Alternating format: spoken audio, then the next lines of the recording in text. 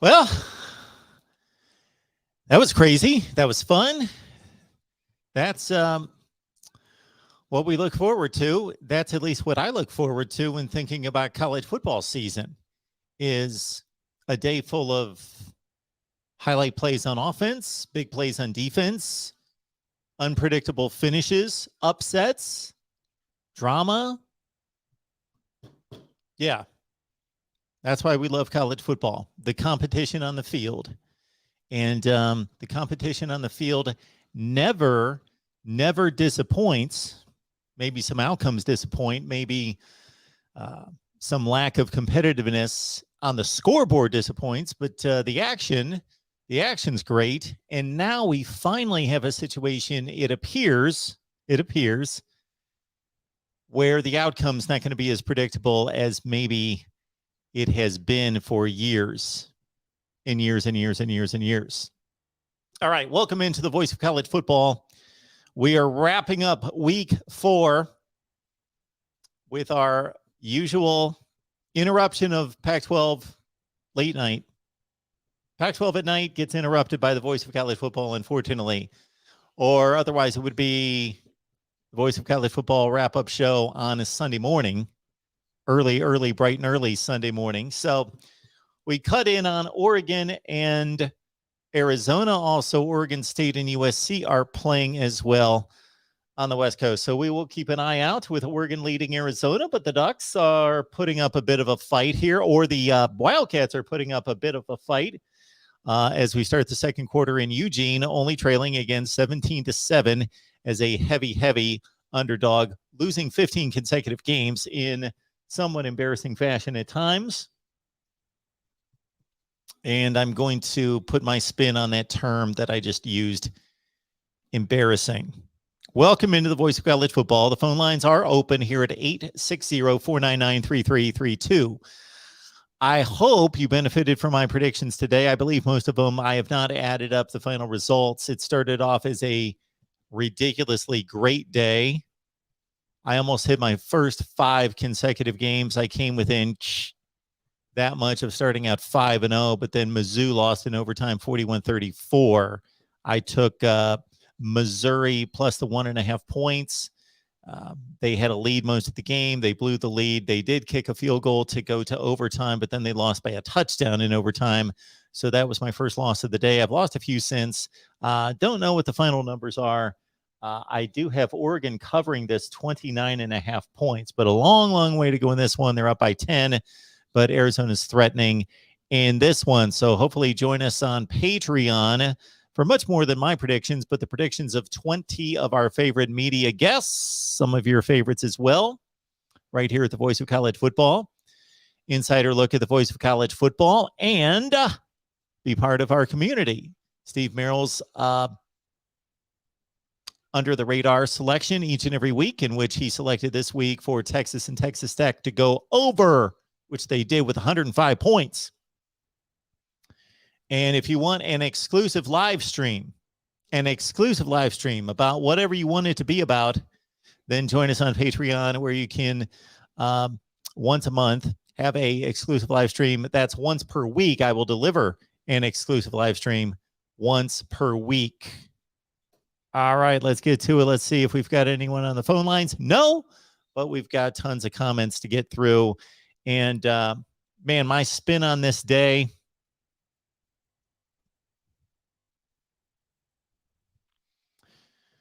there was not a biggest story to me. There is not a biggest story. There are stories and storylines all over the place. Michigan State stays undefeated. They just held off Nebraska in overtime. We've got a Nebraska show live going on right now with Zach and Chris. Please check it out on the Nebraska channel. Husker fans and Michigan State fans, you could head on over to check out Zach and Chris's Nebraska postgame show going on right now. Michigan State at 4-0. Michigan at 4-0. That was an intriguing watch. It didn't start out that way. Michigan grabbed a lead. You figured with the defense that they have, and they would continue to tack on points, that it was pretty much, okay, this is going to be not necessarily the most exciting game, but Rutgers is a pretty solid football team. I think that was That was confirmed today. They showed us in the first 3 games that they're capable, they're decent, they're not ridiculously inept like they've been for years. And they got to that point last year in a very short season and going, 3-6? And that they're a pretty decent football team. But today they showed us that they're strong along the line of scrimmage on both sides of the ball. They have some playmakers on the perimeter that they brought back from last season, and that Rutgers dominated. I will use the word dominated. They didn't translate it to the scoreboard, but they dominated Michigan in the second half, but Michigan still hangs on to go to 4-0 as well. All right, I could continue on through the country with my take, but let's start with the calls here, and I'll get to your comments as well. Please keep in mind that the Super Chat's available to all of you, as well as contributing if you would rather go the more direct route, Venmo, PayPal, and Cash Out. Venmo, PayPal, and Cash App. Just search Mark Rogers TV or grab the link in the description section of the videos.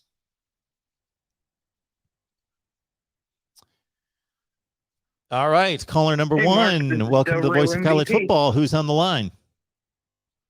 Hello. It's the real MVP. How you doing, Mark? I'm doing well. What's going on? Well, it's Wildcats tried to give me a hard day with all the fumbling they did, and my Cards almost blew a 31-7 lead in the second half. It's been a very stressful day for me. Very stressful, but both of them won, so I'm having a good day. What was the final score in the Kentucky game? I haven't seen that yet. 16-10. 16-10. So they covered the 5. So I'm in good shape. That's all I want to know. Covered the 5. Very good. That's a win for me. Very nice. Yep. We had -3 turnover differential. Okay. Well, that shows how bad South Carolina is. Yeah, they could not get a first down. -3 differential usually loses 90-some% of the time. Yeah, I'm worried for my Wildcats. I think we're going 0-3 in the next 3 stretch of games because we're -9 turnover differential on the season. Well, that could mean a few different things. One, that could mean that that's going to continue. And yes, you won't be able to overcome that against decent teams. Or that could mean that you got that out of the way and it's going to even out for you. It depends what is causing these turnovers, I guess. So, yeah, I think it's just 2 hands on the football. Put 2 hands on the football team. 2 hands, not 1, 2. They remind me of LaShawn McCoy when he played for the Chiefs, how he was running with always on his right arm. He'd get popped out. Gives me that same type of vibe. Louisville, they just dominated the first half, 31-7. But then they kind of just put their foot off the gas and allowed Florida State to creep back in. But Florida State's when Louisville needed to stop Florida State, they did. So that was good. And honestly, one of the more surprising games of the day, I think, was Notre Dame versus Wisconsin. Really? You were surprised? I picked Notre Dame. Yeah, it was close. Their explosiveness in the fourth quarter is like, oh, this team may have found something. They scored 31 points in the fourth quarter. Well, yeah, I don't necessarily look at final scores as much as maybe some people do, because that game was still a toss-up with 6 minutes left in the game. That, they got 2 pick sixes at the end of the game. It was just, those were total garbage points. They took over the game in the final few minutes, but I thought that was that game gave me everything I thought it was going to be. I expected. I finally pulled the trigger on Wisconsin winning, which I had a feeling about 2 games today that I wish I would have gone with my instinct, and that was Arkansas winning outright and Notre Dame winning outright. But I did take Notre Dame in the points and Arkansas in the points. And yeah, that game was pretty much what I expected. 2 really good football teams, two of the top 15 teams in the country, and they could play next week, and Wisconsin could win. They both have excellent defenses. I have no question that those are 2 of the top 5 to 10 defenses in the country, but they've got quarterbacks. Well, I think one difference was that Notre Dame's quarterback play was much more consistent than Wisconsin's. Do you have any injury updates on Notre Dame's quarterback? I know they had to go to the third string in the fourth quarter. Nobody has injury updates on anyone. Okay, well, I was just wondering. But I mean, for all the Cincinnati and Group of 5 fans out there, this is a big win for them as well. Because Cincinnati, in order to make the playoffs, really needed Notre Dame to kind of win this game. And with how Oklahoma looked tonight, Clemson losing, Cincinnati, even though they didn't play, might be the biggest winner of the week. Who is the biggest winner of the week? Cincinnati, the Bearcats. Okay. Even though they didn't play. Yeah. Clemson's eliminated from the playoffs. Pretty much. Oklahoma's struggling still. They'll probably lose a game or two based on the way they've been playing. Spencer Rattler, he's a good quarterback, but he's not anywhere to Baker, Tyler, or whoever they had 2 years ago. I forget. But he's still solid, but he's just not that good compared to the others, Oklahoma legend. So I think there could be 2 playoff spots open. Pac-12 and Oregon. I mean, it's the Pac-12, so I'm not confident in them until they prove it to me. And then I don't think the ACC is getting a team in. Honestly, I think the whole conference is eliminated. Well, I think the Big 12, because Iowa State got lost, I think they're almost eliminated. Well, that's what you would think about the ACC, because we all assume that Clemson is still the best team. Therefore, they've lost 2 games, so that would eliminate the conference. But if somebody like Wake Forest or Boston College is going to beat everyone, then they'll be undefeated. We have how many teams? Well, who would get in, you think? Boston, if undefeated Boston College, Wake Forest, or Cincinnati? Because I'm honestly, I would take Cincinnati. If Wake Forest, let's say, wins the ACC and goes undefeated, yeah, I think their schedules would be very comparable. Wake Forest would have a win over Clemson, whatever their record's going to be, 9-3, let's say. And they would have wins over NC State and Louisville and BC and whomever they play in the other division. I can't think of that off the top of my head. They've got a game against North Carolina. That would be fairly North good Carolina to their. They lost today. Sure, there's going to be all sorts of teams losing, but an ACC champion in the ACC. Sure, an ACC team going undefeated, winning the conference, going undefeated. And that would be unprecedented if we had, that has yet to happen, a Power 5 champion go undefeated and not make the playoff. We haven't had a Power 5. We've only had, what is it? Is it one Power 5 champion win a conference? Yes, a Power 5 champion with one loss not make the playoff. I think that's only been... That was Baylor and TCU. So that was the Big 12 champion in 2014. And that was Ohio State in 2018. And that's it. So we've had 2. We've had 2 get left out with 1 loss. Nobody get left off with 0 losses.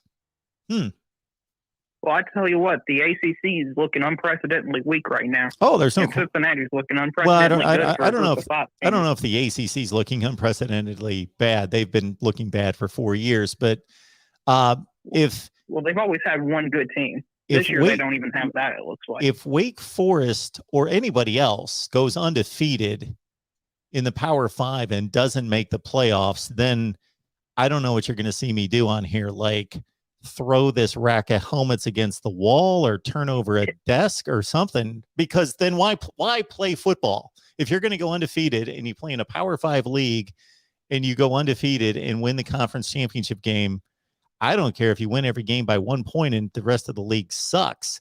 That would be pathetic. Then that would be my ultimate showstopper when it comes to just confirming that this playoff is a complete joke.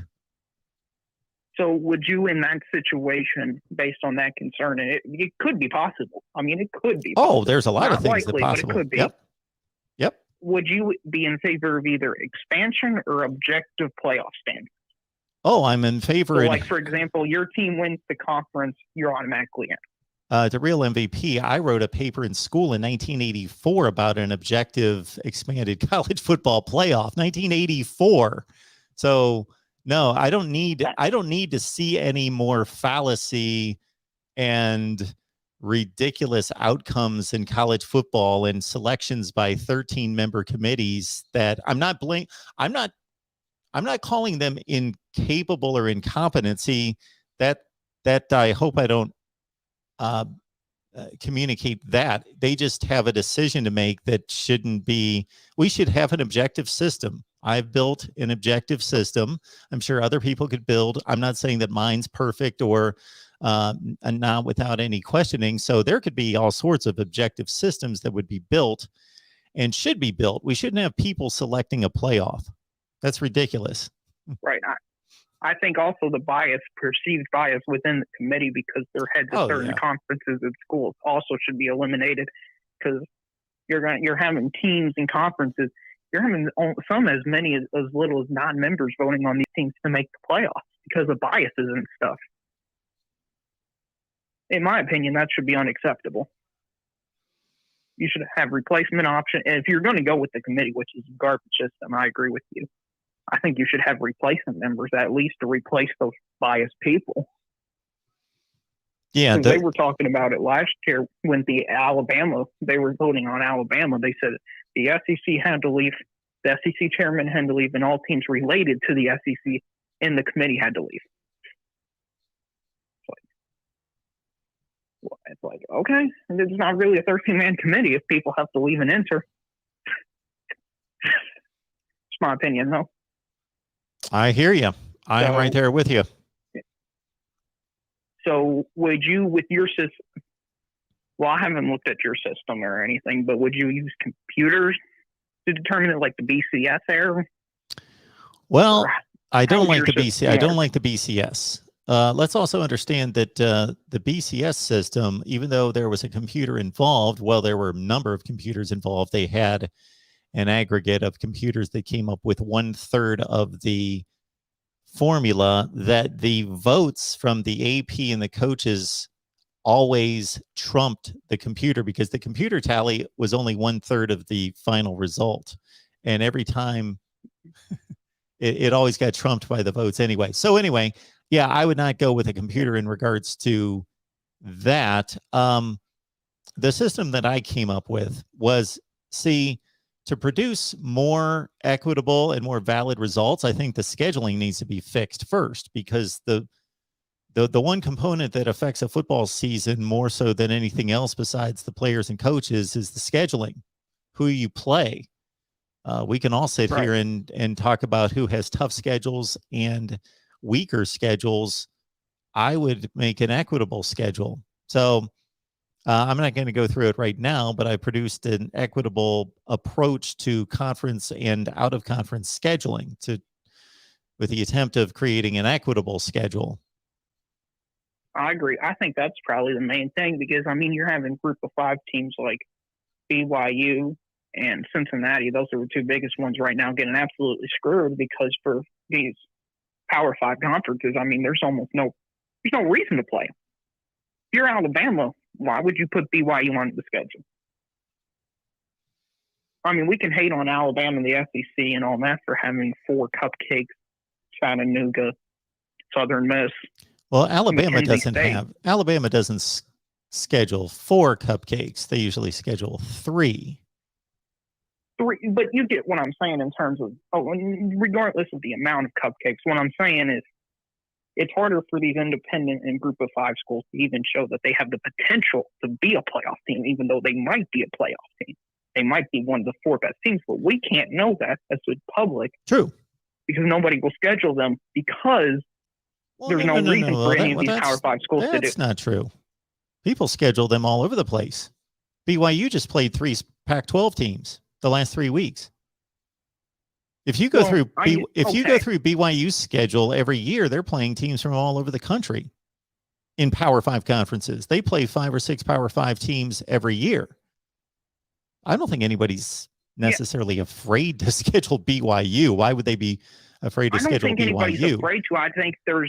I think the committee or the people at the top of because the Pac-12 teams that they scheduled are mid-tier Pac. I'm in the top. I don't see any of the top teams like a Texas or Oklahoma, Iowa State, Alabama, a ranked SEC team in and out, ranked, one of these good ranked teams playing them is all I'm saying. And but in order to determine if they're one of the 4 best, they should play one of those 4 best. I don't really see that as the problem. The teams in the SEC that are scheduling out of conference games are actually scheduling better teams than BYU. If you look at LSU and Auburn and Alabama's out of conference games, they're big out of conference games every year. Those teams are better than BYU. I think the issue is that we definitely have 2 levels of football being played, generally speaking. Yeah. We've got the Power 5 and we've got the Group of 5. And the Power 5 conferences are of different qualities themselves, of course, from the SEC to the Pac-12. Well, the Group of 5s are as well, from the American Conference down to the worst conference is probably the Sun. We'd have to look at it. Probably the MAC. Mountain West. The Mountain West, you're saying, is the worst conference. Anyway, not UNLV. Not traditionally, it hasn't, but it would either be the Sun Belt or the MAC. So just to outline my plan, and I'm not going to go into details because it's all out there on video, and I'll do it again when we hit the off season. Is number 1, a decision has to be made. Are we including the Group of 5 or not including the Group of 5? Because the way it stands right now, we've got a committee that says that they consider the Group of 5, but they really don't. We are really placating the Group of 5. We are really insulting them. We're teasing them by saying you're included, you're considered, and feel good when we rank you number 9, number 13, number 17, but you're never going to make the playoff because you produced 3 undefeated teams during this playoff era, and none of them have even come close to being in the top 4. So you're really not considered. Seriously. We're just going to put you in our rankings and make you feel good. So, but they're not excluded either. It's not just a solely Power 5, even though that's what it turns out to be. It's not advertised as a just Power 5 playoff. So somebody with some guts has to say either we include them formally or we exclude them formally and say, go play your own playoff if you want to. One of the two. I really don't care, because I do see. I think that might be why they're trying to expand it to 12, is to get a guaranteed Group of 5 team in there. Yeah, and that's great. And I completely agree with that. And I think that would be phenomenal. So that's the first decision in my eyes that needs to be made. Include the Group of 5, exclude the Group of 5. Number 2 is to produce an equitable out-of-conference schedule for every team in the nation. And I've got a way to do that. I won't go through it right now. And then you also need to address conference scheduling, because even that is not equitable within a particular league. I could go through tons of examples, and there are reasons why. SEC having a 6-year rotation schedule for the other conference, the other side. Yeah, I'll give you the best. Shave that off to 2 or 3 years. I'll give you the best example that I've ever come across, but there are dozens of them. There was a year about 6 or 7 years ago where Alabama and LSU were the 2 best teams in the SEC West. And regardless of whether they were the 2 best teams, that doesn't matter. But they should have an equitable conference schedule. And of course, they both play each other, and they play everyone in their own division. So that's 6 games that they play in conference that are exact. So there are 2 games that they play that are different. Well, LSU played the 2 best teams from the previous year, Georgia and Florida, and they both went 7-1 in the SEC. So LSU was playing 2 teams out of the division that went 14-2 in the SEC.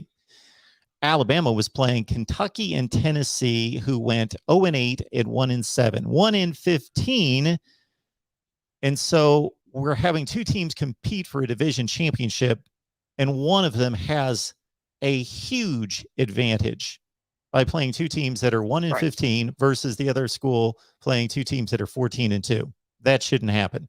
So anyway, got a way to eliminate that. I agree with that. So equitable scheduling. And we've got to just point out the non-conference, as you will know, we've got Baylor never playing anyone. Baylor has not played a non-conference opponent ranked in the top 25 since 1997. 24 years ago, that was the last time that they played a ranked opponent out of conference. They never play anyone. Okay, then we've got USC, who will play Alabama and Notre Dame in the same season. So that's ridiculous. That has to be changed. Yeah. So that was the second component, the non-conference scheduling. Then after that, I've put together a model for an 8-team playoff and a 16, even though the 16 would be difficult. And I want to make this reality. If we were playing video games, I would go to 16 teams, but we're playing with flesh and blood on the field, and they need to have rest and not play 17-game seasons and all of that. So I've worked out a 16-team and an 8-team that involves going strictly by records, and then when there are ties, going by head-to-head results, and then when teams don't play, going by strength of record. So anyway, I better move on. Yeah, that seems pretty well thought out. I appreciate it. Well thought out, more thought out without the current system is. Yeah, so nobody's selecting anything. And I also... That's important, I feel like. Would not consider buys at all. If you've heard my rant about buys, I'll not give it to you tonight. You don't think they're fair. You do not think they're fair in any way, shape, or form. I do not. Well, I appreciate it, to Real MVP. I better get to some of these other calls. Yep. I would just like to give a quick shout out to my Wildcats, my Cardinals, and also Bowling Green for beating Minnesota. Oh, yeah. They were 30.5-point underdogs. Yep. That was awesome. Okay. So, have a great show, Mark. You too. Thank you. Appreciate it. Okay, have a good night. All right. Welcome into the Voice of College Football. Who's on the line? This is Jeremiah. Hey, Jeremiah. Yeah. So I think today Casey Thompson proved me wrong. You know how in the past I was skeptical of Casey Thompson. He over here put up 5 touchdowns and 300-something yards against Texas Tech. Now I don't think Texas Tech is all too good, but I mean you don't do that unless you're a decent quarterback. Mm-hmm. And then I don't know what happened to OU, but Spencer Rattler just isn't good. I don't know what happened in the offseason with Lincoln Riley. Usually you see an improvement, but I mean he's had 1-year quarterback go and win Heisman. I don't know what's going on there. What do you think? I think that there aren't. What do I think of Texas? Yeah. I think Texas is one of the 25 best teams in the country, something in that range. I think that I saw some of today's game against Texas Tech, not a ton. I saw a little bit. It was my second or third option at that point, and I kept flipping to it, so I saw some. And obviously they went nuts on offense. They've got a superior play caller as a head coach when it comes to offensive football, and I think that I got to say that I was slightly surprised when Hudson Card was named the starter, just because I was in a extremely small sample size impressed with Casey Thompson last season in the bowl game against Colorado, and I figured, well, this Hudson Card must be something else. And I thought he played pretty well against Louisiana. And then, Texas showed us against Arkansas that they're not quite ready for big boy football up front. But, of course, that Arkansas team's extremely good. So I think Texas is a good team. I think that they, based on what we've seen out of Oklahoma, week in, week out, we've seen this now 3 times, what we saw tonight. This is just not one slip up that Oklahoma almost lost to Tulane, Nebraska, and now West Virginia, that they're vulnerable. Unless they pull it together, they're vulnerable. Now, Spencer Rattler, yeah, I think that's just showing. I don't think Lincoln Riley's gone from being a offensive genius and quarterback developer to being a moron in 1 year. These are complicated situations. They involve people, and they're not robots, and everybody's different, and everybody learns differently. What we see, I think, in college is that, and then we see it in the NFL from the transition from college to the NFL, is that, again, these guys aren't robots. So some of them, even though they can throw the ball just as well, they're just as smart in a classroom, they're just as athletic, all these other things. Maybe they don't process things quite as quickly as the guy before them, or maybe they're just not as built internally to do certain things on a football field at an elite level. I would say Spencer Rattler's still a top 20 quarterback in college football, but he's not looking like a top 3 or 4 quarterback. Yeah, I've been hearing OU fans say there's gonna be a quarterback crisis again. I'm like, oh my lord, every team's gonna have a quarterback crisis this year. You got Florida with Richardson and Emory, and then you had Ohio State with McCord, and that you have the Texas with the Card and Thompson. You know, the OU fans are having a little quarterback crisis. I don't know what's going on this year with the quarterback. Clemson might be trying to do something because Clemson's just falling apart. Yeah, what do you think about Ohio State against Akron with Kyle McCord? I got to tell you that with a lot of better games on tonight, I did not see one Ohio State play tonight. Oh, okay. Just curious on that. And then, what's the other one?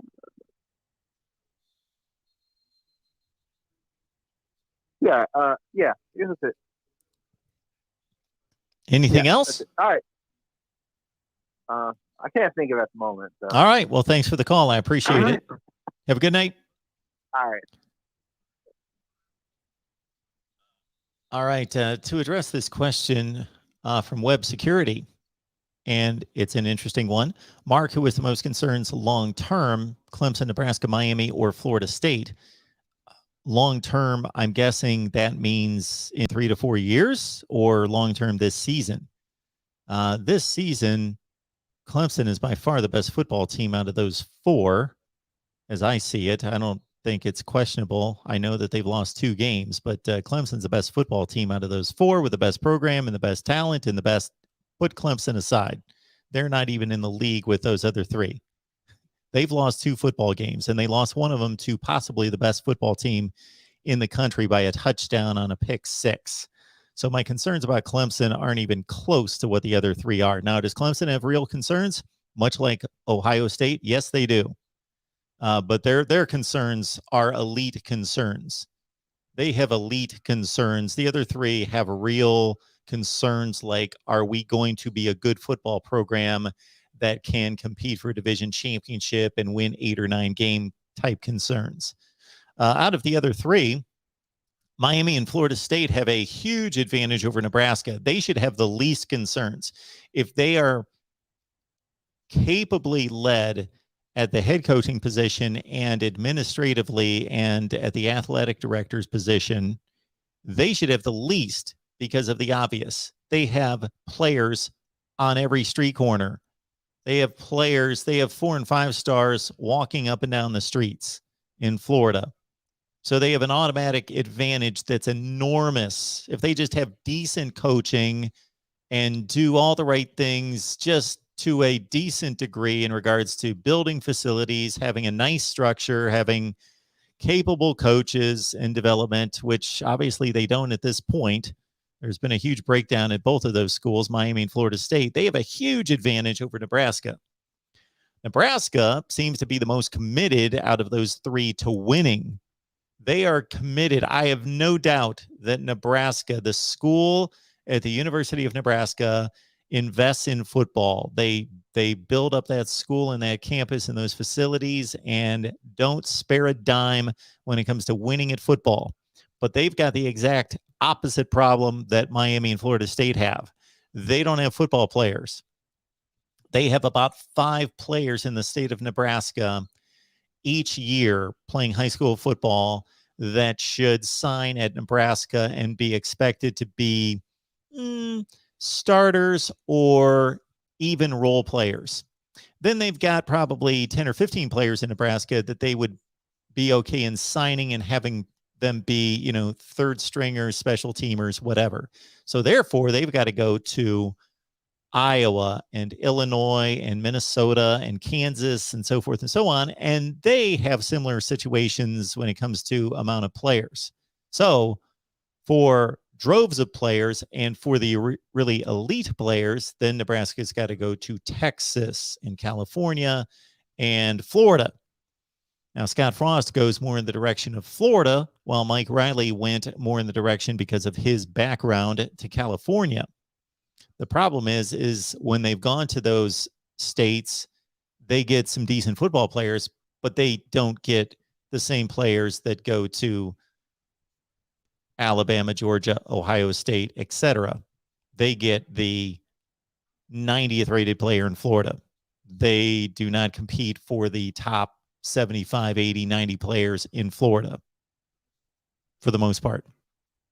So the most long-term concerns should be Nebraska because of where they're located, but they seem to be at Miami or Florida State. In terms of the condition of the team right this second, it seems to be Florida State. Florida State's just bad at everything. Like, I don't look at Florida State when they play football and think they've got a handful of individual players like a Jermaine Johnson that I say, he's a really good player. He's going to play on Sundays. He's an impact player. He's an all-conference caliber player. They've got a few of those guys, and the rest of the team, they're just guys. And every unit on the Florida State football team, I look at it and I'm like, what do they really have? Do they have really, really a tremendous receiving core? No. Do they have a really tremendous running back core? No. Offensive line? Definitely not. Defensive line, linebackers, second? No, none. Zero. Like, they don't have a unit on the field that's good. That's top 3 in the ACC good. Miami does, at least, in a few spots. Their running backs are stacked when they're healthy.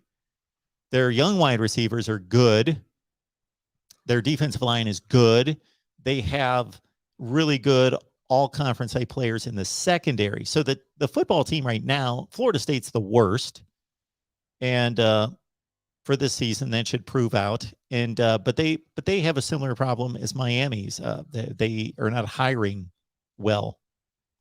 So we'll see what both Miami and Florida State have to do about that. Nebraska, the opposite, and Clemson, their concerns. They're still in the Ohio State. They're still in the Ohio State level of concerns. All right. Thank you for waiting, everyone. Let's get to the next call. Here at the Voice of College Football. Hey, what's up? Hey, Mark, how's it going? Steve here. Hey, what's going on, man? I'm doing well. Today kind of felt a little sleepy, maybe because I wasn't watching the North Carolina State Clemson game, which seems like the only home team with a big win.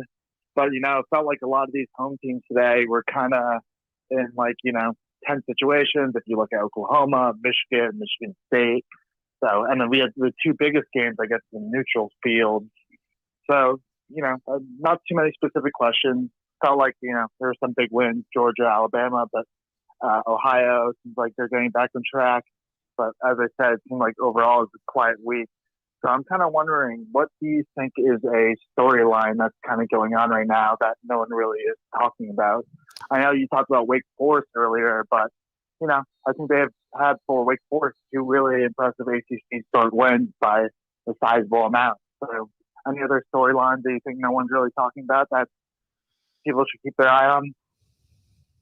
Storyline that nobody's talking about. That's a great question. Because I think the thing that is grabbing everyone's attention is that we see teams losing all over the place, and even the teams like Oklahoma that are not losing look very vulnerable. So it's giving us a lot of excitement and hope for what we're going to see in the near future, because most likely teams have already shown their hand as to who they are. So even if they haven't lost, but there's a higher probability, if you're Oklahoma or Ohio State, that you can pull it together and be as dominant as you've been in the past. So your ceiling's much higher to do that, but still you're showing yourself vulnerable. So most likely you're going to continue to be vulnerable, but if anybody's going to pull it together, it's those two. Yeah, you've kind of caught me on this one. I'm not thinking of any storylines that other people aren't thinking of. Mm-hmm. Maybe like just Arizona just being the worst team of all time. It seems like that's like kind of one that seems a little shocking to me. Like they just haven't been able to figure it out. On top of that, Ohio State seems like they're going to be able to pull together. I didn't watch the game, but seems like they might be back in track. As for the Michigan game, trying in general not to go too crazy about it. I think if Dan Brown coached that team, I think we'd probably end up losing that game. So, at the end of the day, yardage in college football, it's going to happen.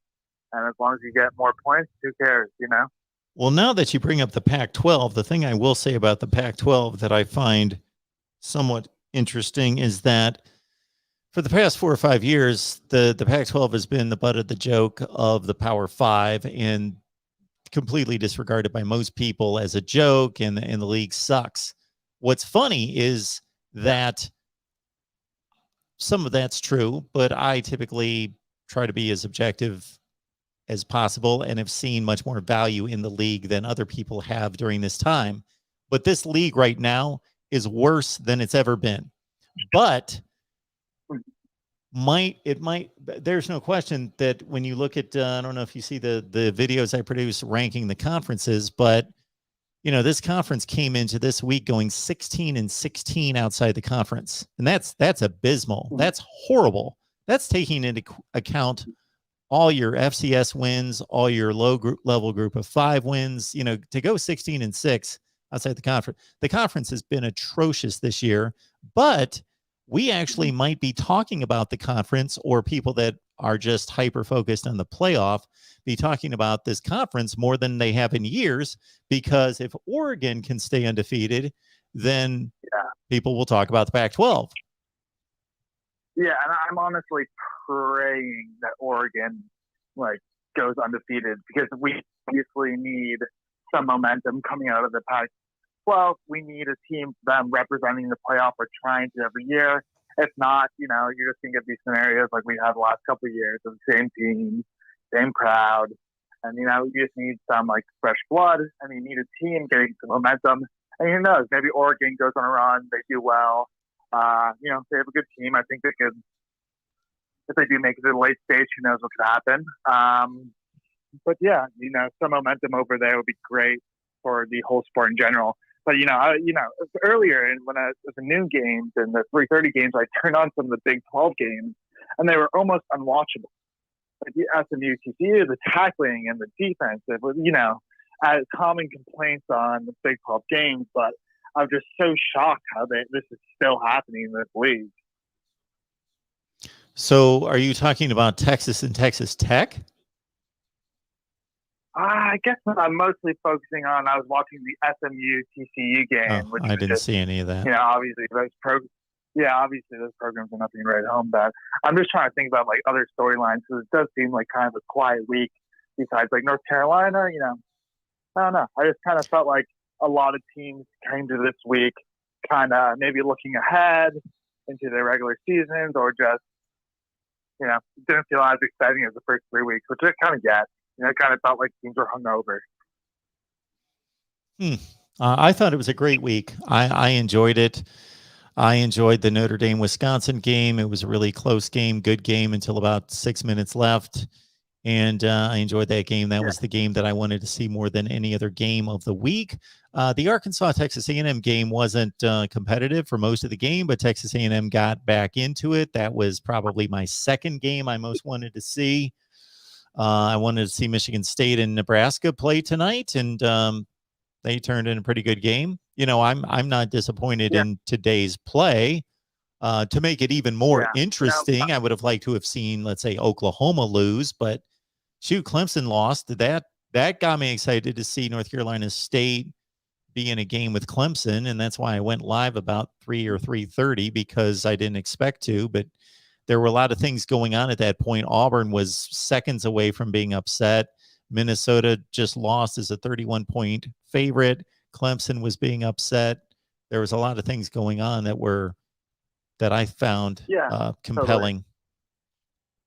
Totally fair. I might be looking ahead to next week with Arkansas, Georgia, and Ole Miss, Alabama in 1 week. That's just like so special, and just hoping those games deliver as much as possible. Because wow, that's a special weekend right there with these teams as hot as they are right now. Yeah, I haven't looked at the schedule for next week, but I knew that those two were upcoming. And I think Cincinnati and Notre Dame, do they play this? Yeah, they play this week. Yeah, so that's a good one. Well, yep. Which is great. Yeah, I guess, maybe because the games were in as marquee as the first couple weeks, but who knows? All in all, excited for the season. It's been great so far. Super pumped. I'm probably looking at this through the lens of a Michigan fan. So, my team definitely felt like it fell asleep during the second half. Oh, Michigan, Wisconsin. You're a Michigan fan and you're talking about those other games? Oh, trust me, I am amped. I'm terrified. I don't think we've won there since 2003. I am almost considering buying a flight and going out there. Trust me, I'm excited. But you can't ignore those other marquee matchups. Top 10 matchups in 1 week. All those teams are going to be definitely, top 12 teams. So that's why I mentioned them first, rather than Wisconsin, which seems like they're going to be obviously out of the top 25. Yeah, the top 25. What's that matter? Wisconsin's lost one league game. So that game, unless we thought Wisconsin was going to be a playoff contender, which I certainly considered, my mind hasn't changed about Wisconsin at all. If you beat Wisconsin next week, they're definitely the best 1-3 team in the country, and probably better than most 3-1 teams in the country. 100%. And I obviously, I don't need to think back too far to think about what Wisconsin did to Michigan. Think about last year. Just same guy, but of 43 points on us. Ugh, God, disaster. So we'll see. I'm excited for next week. It seems like I'm kind of hoping that maybe every weekend Michigan just their offense takes a break, because that kind of seems like what's the pattern so far. But hopefully that breaks. Rutgers loaded the box. Cade kind of had an off night. I'm still firmly in his camp. Think he's our guy for the moment. But yeah, just keep on going. Try to get better. All right, man. Well, I appreciate the call. Have a good night. Take care. You too. Bye-bye. I find it interesting. I wonder if this represents all of college football nation here. I see most comments coming in that Cincinnati is going to wipe out Notre Dame. I've seen this from about 4 or 5 people. So I find that interesting, considering that if you compared, whoever thinks that must think a lot of Indiana, because Cincinnati squeaked by Indiana, and Indiana's best defensive player, Micah McFadden, missed the second half of that game. So I'm finding it interesting that people think Cincinnati's going to just go into South Bend and just wipe Notre Dame to the side. They must not have watched the Indiana game, or they think Indiana is great. I personally think Notre Dame is a better team than Indiana. And I think South Bend is a more difficult place to play than Bloomington, Indiana. So Indiana, of course, or Cincinnati has the bye week to prepare. All right, here we go. Next up on the Voice of College Football, who's on the line? Hey, Mark, it's McD Sports 4. How are you doing? McD, how are you? I'm doing great. The Terps are 4-0, Mark. They are 4-0. They are 4-0. I don't know. I'm pretty sure you didn't watch any of the game, even though it was against your beloved Kent State. What's their nickname again? Golden Flashers? They are the Golden Flashes. Flashes. Take the R out of that. I always mess it up. They're not streaking up and down the streets. That would be a flasher. Okay, Golden Flashes. They're the Golden Flashes. See, at least if they were a flasher, I would know what they are. They're a golden flash, and I don't even know what that is. When I was in school, the mascot was like this chicken, and I was thinking, do you really think of a flash that's supposed to be fast, right? Chicken? I'm not. It never made any sense, but that's what it is. But the Terps are 4-0. I don't think I've ever seen Mike Locke who's so disgusted with the way the Maryland Terps are playing during the halftime interview, despite being up by 15. He must have that Nick Saban standard now. Maryland's getting so good that he can be pissed off when they're up 3 scores. He can just – that's the standard now. It's Maryland. Apparently, I mean, up 24-9 at halftime. He's saying, he basically came and said that Maryland, we were playing like crap. That's what he told the sideline reporter. Okay. But I mean, it was kind of sloppy, the game. Maryland's lucky that Kent State can cash it in a few times because it would have been probably tied at halftime if they would have just cashed it in a few times. But give Maryland's defense credit. They went 37-21 and walked to Iowa State, who's also undefeated. And I think Maryland's going to be in the top 25 because I think Wisconsin and North Carolina are going to be dropped out. And hopefully Maryland gets one that's 2 spots. They should. I mean, the West Virginia win is looking really good right now. And they beat Illinois on the road, Howard win, whatever, and they beat Kent State, so they're 4-0. So hopefully they're in the top 25. But Mark, the real reason I'm calling you is McD. Can I cut in real quick? Can I cut in real quick before you start on Dave Doran and what an amazing coach he is? When you make a comment about Maryland not being in the top 25, you know what I'm going to say to you. You know what I'm going to come back with. They are in the top 25. They are in the yes, they are already in the top. Some people shouldn't be surprised by Maryland being in the top 25. They're already in the top 25.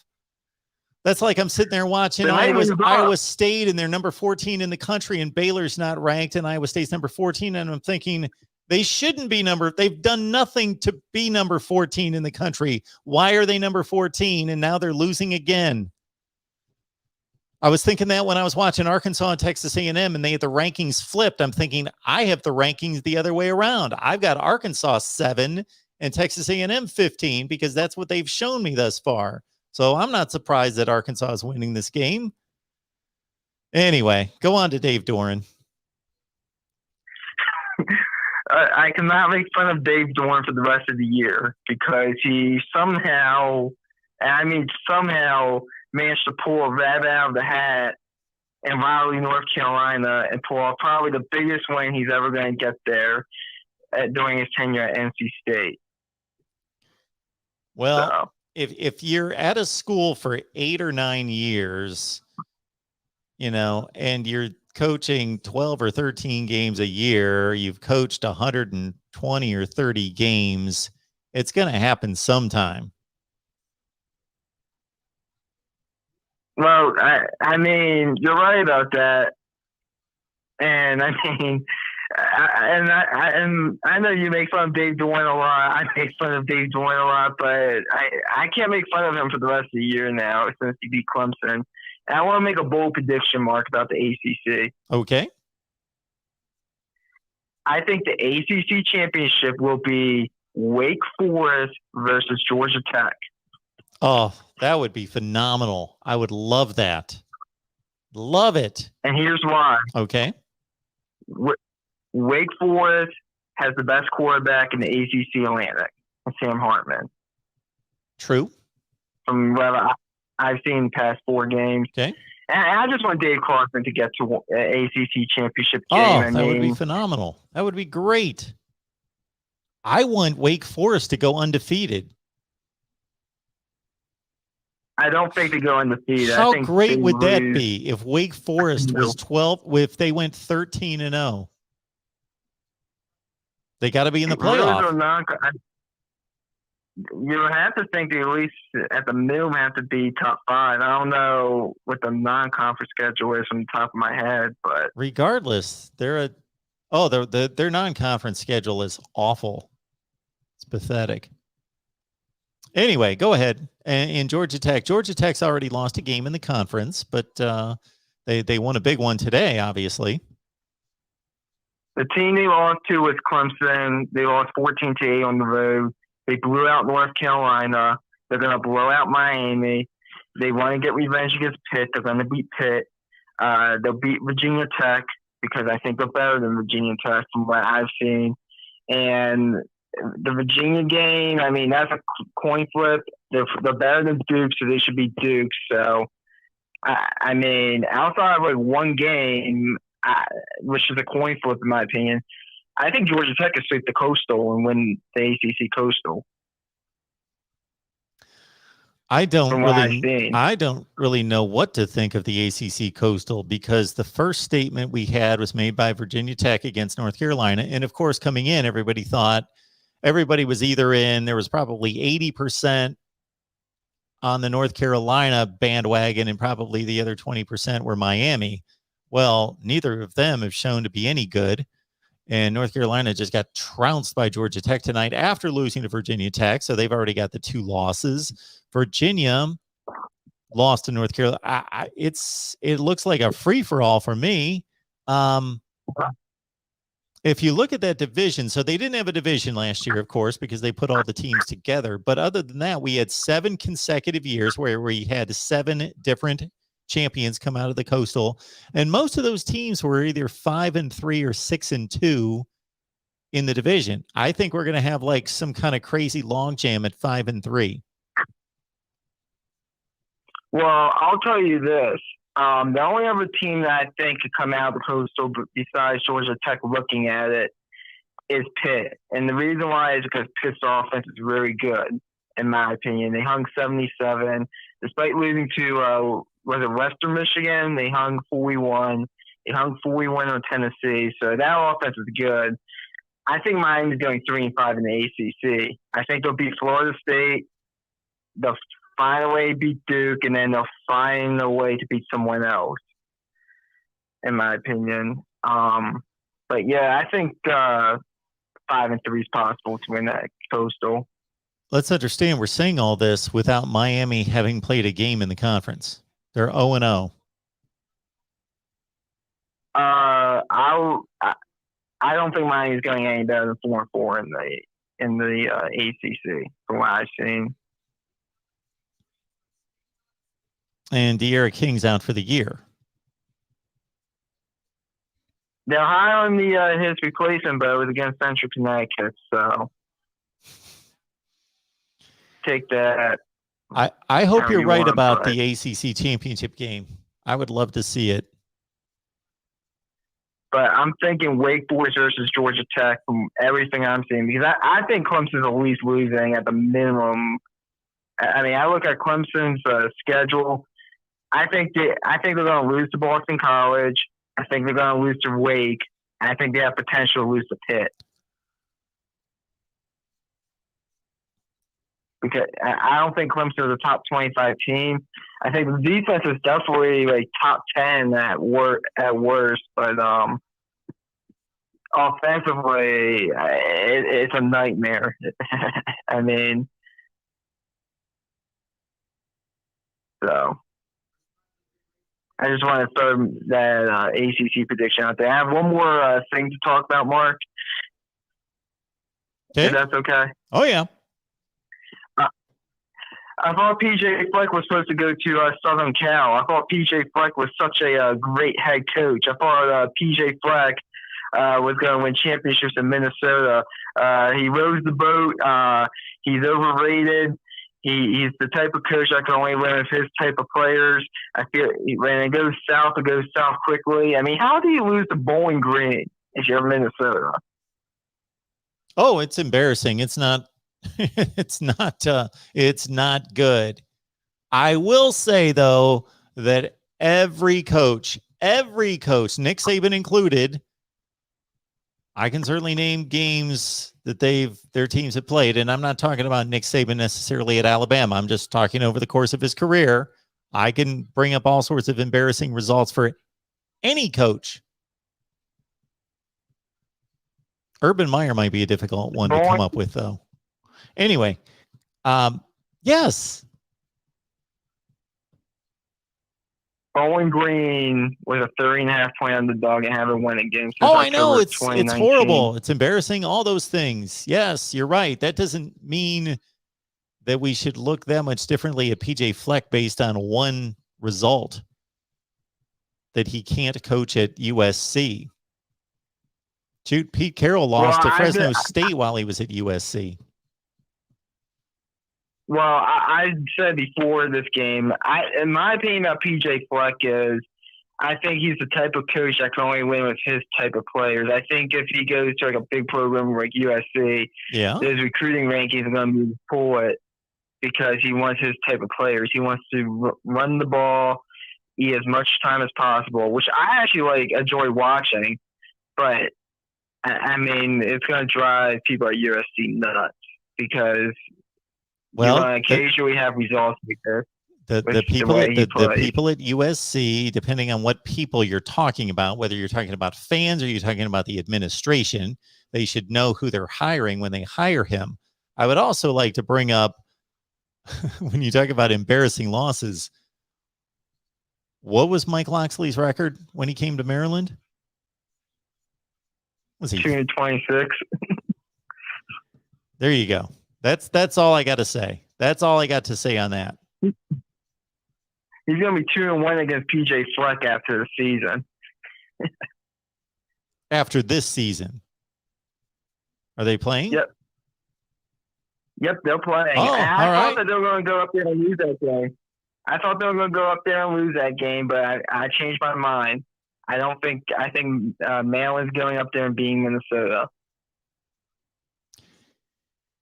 Yeah, I would have to sit and watch this Minnesota Bowling Green game to believe it. I started DVRing it at some point that it just dragged on and was close. I thought I'm going to flip on over there and I'm not going to sit here and watch it, but I'm going to DVR it because maybe I'll watch like the fourth quarter and just be like, how is Minnesota losing this game?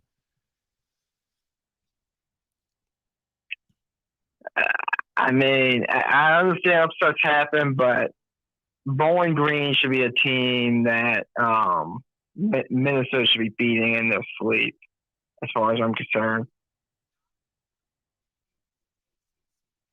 True. But all right, McD. Anything else? Nope. I just wanted to say that the game today basically proved my point about PJ Fleck, that he's not a championship head coach like Minnesota fans ought him to think if he's losing to Bowling Green in year 4, year 5. So just wanted to make that point. But take my call, Mark. Go Terps. We're 4-0. I think we lose to Iowa on Friday night, but I'll celebrate if we win. See you, McD. Appreciate it. Yeah. I'm not so quick to jump off of the PJ Fleck train. Yes, Minnesota should not be losing to Bowling Green. I think there's any question about that. But again, if I could go through every coach in the country and talk about embarrassing losses. All right. Welcome to the Voice of College Football. Who's next?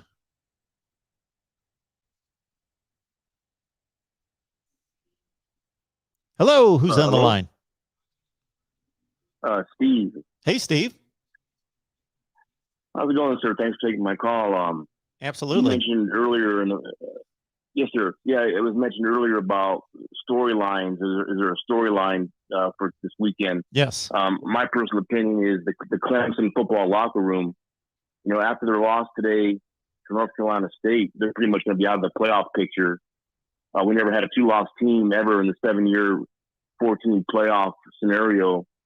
No 2-loss team has ever got in. So I think they're pretty much out, especially also if you look at their resume, Clemson's resume so far, they've struggled in their last few games, to beat teams, to win. So and as far as the locker room is concerned, here you had all these 6-year players come back. They thought they probably had a chance to win a championship. And now their dreams are finished. So I kind of wonder how the coaching staff is going to, motivate them for the rest of the season, because you've seen historically, big time programs that lose a second game and they start tanking the rest of the season mentally. So I kind of wonder how this team is going to stay motivated knowing they're out of the playoff picture, especially all these 6-year guys that came back to win a championship. And the other thing too about Clemson is, on paper, they look like a championship team. They were predicted to win. That the Georgia game was considered a kind of a toss-up, but the rest of their slate was it was appeared they would win it out the rest of their games to get to the ACC championship. But on paper they have probably a future NFL quarterback, a real deep receiving core, a deep running back core. So on paper, it was believed that they would probably be a championship program. But here's my question for you, sir: is this? What is your thought about? Here we see Clemson the last couple of years, especially they've had outstanding recruiting classes. Do you think the coaching staff is having trouble managing their talent level?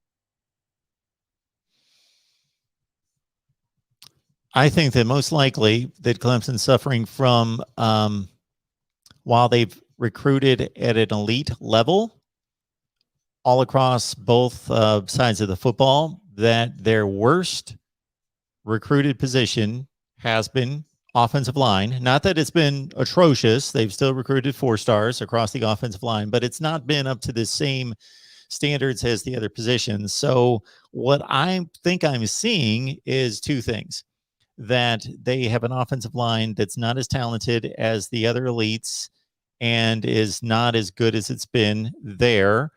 And they're also having issues with, so you don't need superstar recruiting at the offensive line position in particular. I think there are all sorts of examples at Iowa and Wisconsin that show us that, but it's the most complicated position because the entire line needs to work together. It involves the most chemistry, the most cohesiveness. You've got to get the right combination of players playing up front together. Your two best linemen might be your two best left tackles, but they both can't play left tackle. So one of them has to move somewhere and play somewhere else. So you've got all these combinations that you have to work with. And so the offensive line coach, I have always believed, is the most important position coach on your team. So their offensive line has been horrendous. I was in and out of today's game, but I saw the Georgia game, every play, and I saw much of what happened against Georgia Tech. And I just think their offensive line is completely blowing up their offense. Plus, they've got a quarterback who's not anywhere close to the caliber of the last 2 to 3 quarterbacks they've had. Even if we go back to Taj Boyd, he's certainly nothing close to Deshaun Watson and Trevor Lawrence. So they don't have an elite quarterback, and they've got a substandard offensive line where in the past they've had a very good offensive line and one of the best 2 or 3 quarterbacks in the country. I don't think that there's a whole lot else wrong with this football team. They are very young at running back. Their running backs are freshmen. Will Shipley is their main running back. He's just a freshman, and I think that hurts them in terms of pass protection and, getting out of the backfield and being a good pass receiver and those sorts of things. So I think they've tripped up there. But you make a great point about, we're going to see how tough this team is mentally and how much pride they have to show up and to prove something the rest of the season, or if they're just going to mail it in and start working out for the NFL. Yeah, that's what I kind of wonder. I've seen it. Like, for example, one example is like LSU. They lost a second game a few years ago, and they were pretty much, they knew they were done, and they just started tanking. Especially in the bowl game, they were literally beaten by a more inferior team in the bowl game. So, but the other thing, going back to DJ, the quarterback, it's kind of puzzling. Last year, he threw for 400 yards against Notre Dame. Mm-hmm. It looked completely elite as a true freshman, and now we're seeing him overthrow receivers, but it appeared to have plenty of protection in the pocket to make throws, but he's still overthrowing receivers and was being inaccurate. So that's kind of puzzling. And in fact, they have no vertical passing game as far as what I've seen. I missed today's game, but in the games before that, they virtually had no vertical passing game. They were basically throwing screens and other intermediate type throws. But no, sir. Thanks for taking my call. That was my basic point, but I appreciate the time. Thank you so much for the call, man. Call back anytime. Thank you. Yes, sir. Thank you. I would like to address the comment on the screen from our guy, Hummus Hero. We always appreciate Hummus Hero being here. So here's my point, Hummus.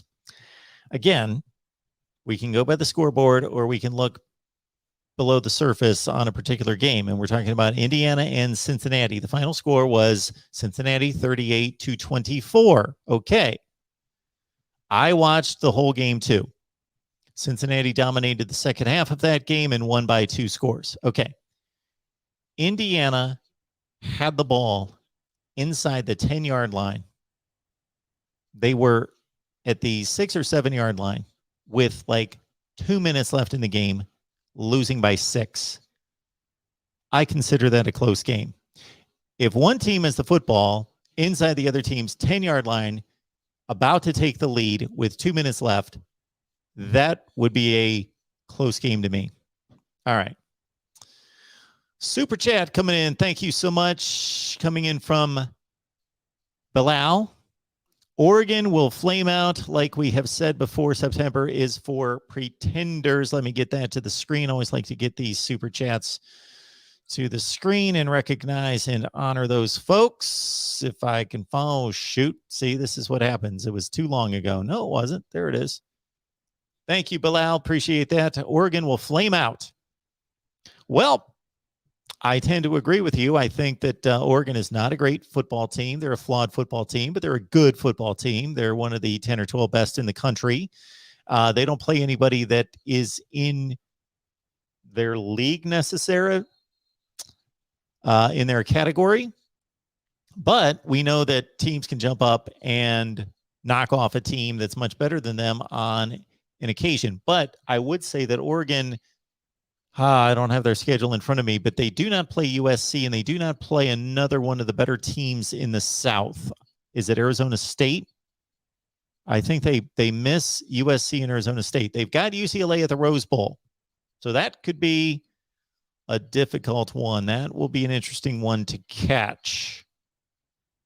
All right, let me get back to the phone lines after I pick this one up from Jeremiah. Hey, Jeremiah, appreciate you being here. Thank you so much for that. I remembered, what do you think the top 5 running back rooms? I think Texas is the best 4 deep in starters. Okay, so you're asking for the 5 best running back rooms in college football. Interesting question with Texas. So I noticed that Rashawn Johnson was carrying a lot near the goal line today in place of Bijan Robinson, and I'm impressed with Johnson. I think he's an excellent running back. Are there 5 better running back rooms than Texas? Alabama, Brian Robinson and company. Chase McClellan and company there at Alabama, of course. Roydale Williams, Trey Sanders, etc. So Alabama's loaded at running back. Ohio State, Travion Henderson. They haven't even gotten the other 5-star running back off the bench. That's a freshman. Master Teague, of course, and Mayan Williams. I would say Ohio State's in that category. Michigan, Donovan Edwards is starting to get some carries to complement, of course, Blake Corum, the home run hitter, and Hassan Haskins. So we got Ohio State, Michigan, Alabama, Texas.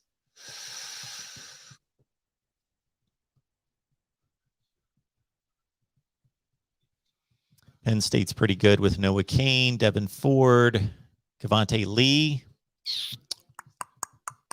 I'm sure I'm missing somebody out there. I tell you, when Miami's healthy with Cam Harris, Donald Chaney, and Jalen Knighton, they're up there.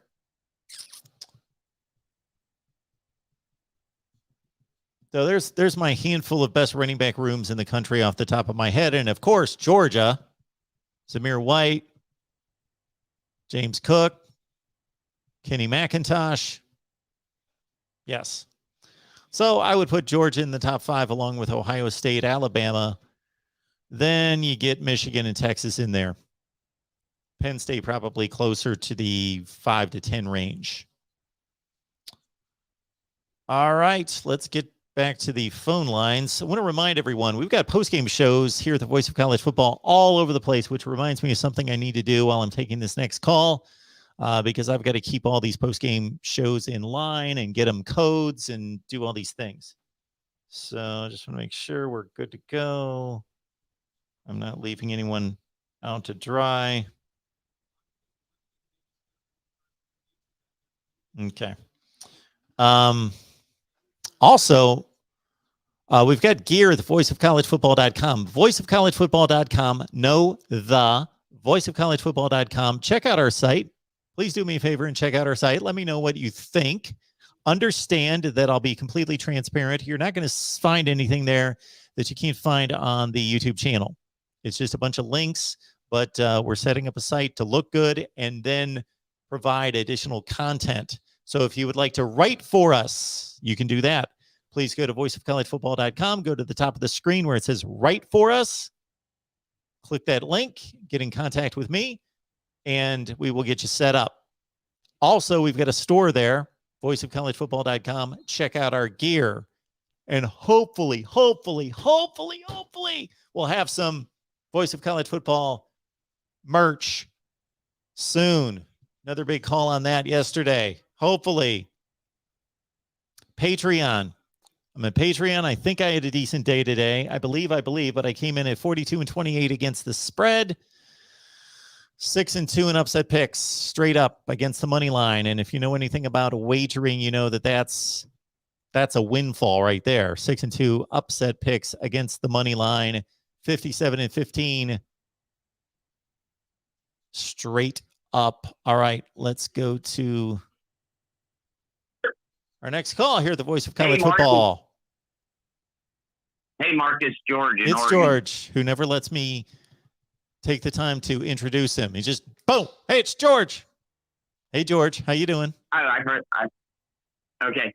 Hey, first of all, thank you. All night I've been listening to you, and you keep saying George is in the top 5. I appreciate that. I keep saying what? George is in the top 5. You've been saying it all night. You think Georgia is a top 5 team? I've got Georgia number 2 in the country. Oh, I thought you were saying George. George, you would not be in the top 5. You would be number 1. Thank you. I knew that. Mark, I'm going out of order now. This was for later on in the conversation, but I want to go ahead and tell you. I would like you to get a red phone, like the bat phone. Ooh, yeah. It has a handset. You know, the thing with the dial, you dial the number. Yes. And put it on the desk behind you. So when I call, it rings on that number. And you pick up the phone with a cord, and you go, and you tell the next caller, you say, please hold on a minute. We're having a call on the bat phone. That'd be cool. Like when Commissioner Gordon's calling. Gotta answer that. It's George. And then I won't have to wait on hold. It's always interesting that Aunt, what was her name? Aunt Clariot? What was the aunt's name? Anyway, yeah. she was never curious about this phone that she was never allowed to use. I know. Just a phone with a button on it. She thought it was a knick-knack. Yes, and she never bumped into you remember knick-knacks, Mark? We all had to have our knick-knacks. Yeah. Yep. Knick-knacks. That's how you know you've arrived. You got 3 or 4 of those.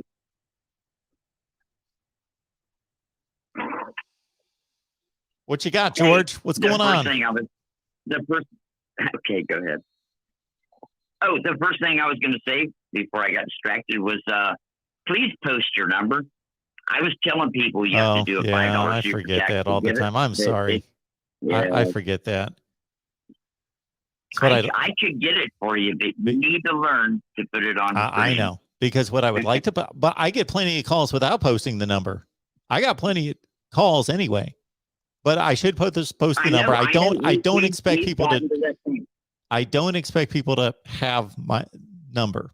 No, but what I would like to post is what I'm posting right now is for people to get over to Patreon. That's what I would like to be posting there on the ticker. That's what or to go to Venmo, PayPal, and Cash App. All right, I'll get to the number. There it is. It's up there now. Thank you. You're up to like 30,000 fans now, right? Subscribers, whatever you call it, customers. 29. 30,000 friends. We might have passed 29 today. We got about 75 on all the channels put together. Right. Now think about this. Yeah. If we would all just send you 50 cents once a year, that's $15,000. Yeah. Can we do a little bit better than that? No, I don't think I can live on $15,000. Can we all go with $1? The moral, about a buck? Yes. Yes. The moral of the story is many hands make the work light, right? Yes. Like you could do 1 or you could do 5. How about 5? That's fair. That's your Patreon thing, you know? For an entire year. Just once a year. Yep. Do 5 on once a year. But some people we can see from the chat do hundreds, you know? But we're not all that rich. But 25, 10, it adds up. Right. Oh, that would be phenomenal. I don't know how many people out of those 29,000 are watching my videos, though. There are people that I'm sure subscribe to all sorts of YouTube channels and they don't pay attention. I know. I'm guilty of that, too. I'm subscribed to like 30,000 channels and I watch 8 of them. Mark, I have liked every video I ever saw on the internet. I've never seen nothing so freaky I didn't like it. Just to be nice. Why not? You know, and I never talk rude shit on no one's channel other than accidentally cussing. It just, I don't understand sometimes what I see on the internet. It's like people getting rude or trying to mess up someone's chat. Or can I ask you a question about football? Oh, are we going to talk some football? Clemson. I didn't see any of that today, though. Clemson, yeah. Did Clemson win? Did Clemson win today? Clemson did not win today. Clemson, I didn't. They lost to Wake Forest, right? They lost to North Carolina State. Oh, it was North Carolina State. I watched the game. I'm getting old. That was mind-boggling. Right toward the end of it, I clicked off because I was looking to some other game. I couldn't believe it when I saw the score. They never pulled ahead. They never did anything the whole game. And Georgia's claim to fame is beating them. Georgia's claim to fame is they beat Vanderbilt. We're going to destroy them, Mark. I can't wait till Jacksonville. I'm so tired of this. I can't wait for it either. That's going to be fun talking to you. You're going to tell me, never mind. How about Auburn? Auburn got a free call when they didn't get that was not an interception or a fumble recovery, whatever it was, that call right at the end of the game. Auburn, the refs handed Auburn the game. Auburn really lost the game. And I like Auburn. And I know even if you're an Auburn fan, you feel bad because I could see the faces of the fans in the stands. They knew that for some weird reason, the refs gave them the call. You remember that? Did you see that? No. So it sounds like I need to. So this afternoon, with all this craziness going on with Clemson and with Auburn, I went live, and I couldn't believe that Auburn was playing this close game, and I flipped it on the SEC network, and I did not see that part of it.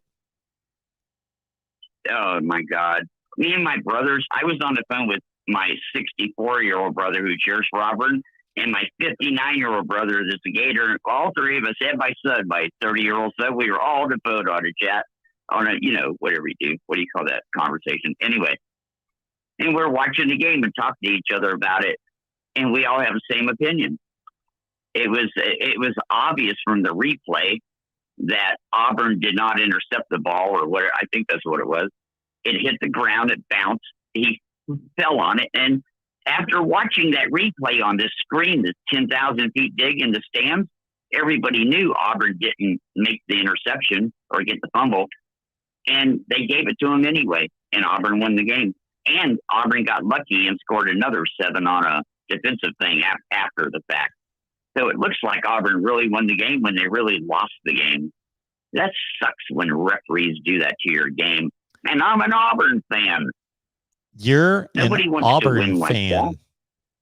Where did that come Right, from? because I used to live there. And my Okay. brother still cheers for Auburn. One of my brothers that wasn't born Okay. in Gainesville, he was born in Pennsylvania, and he adopted Auburn as a team when we were 11 years old. Well, I'm kind of sorry to hear that because, like I say, I saw the Auburn score and I thought, wow, look what's going on. They're losing by 5 points. There was about 3 minutes left in the game. I flipped to the game, and Georgia State ran a play where they flipped the ball out to the running back. He was wide open. It was like 3rd and 7. They flipped the ball to him. He's wide open. He catches the ball and he just falls down. He slips and falls down. Like nobody would have touched the guy, and they could ice the game with a first down. And so then they had to punt, and that's when Auburn went down the field, blah, blah, blah. And I missed the rest of that. I'm going to have to check that out. Yeah, it was just disturbing to see. Anyway, it's a long way till we play Georgia, like 6 weeks or 4 weeks or 5 weeks or something. But when Florida beats Georgia, the whole narrative changes, right? Now Florida is God all of a sudden, because I'm so tired of hearing about Georgia. After Florida beats Georgia, we'll all know. Because Georgia's the greatest team I ever seen, right? So tired of it. They got my gnome. I want my gnome back.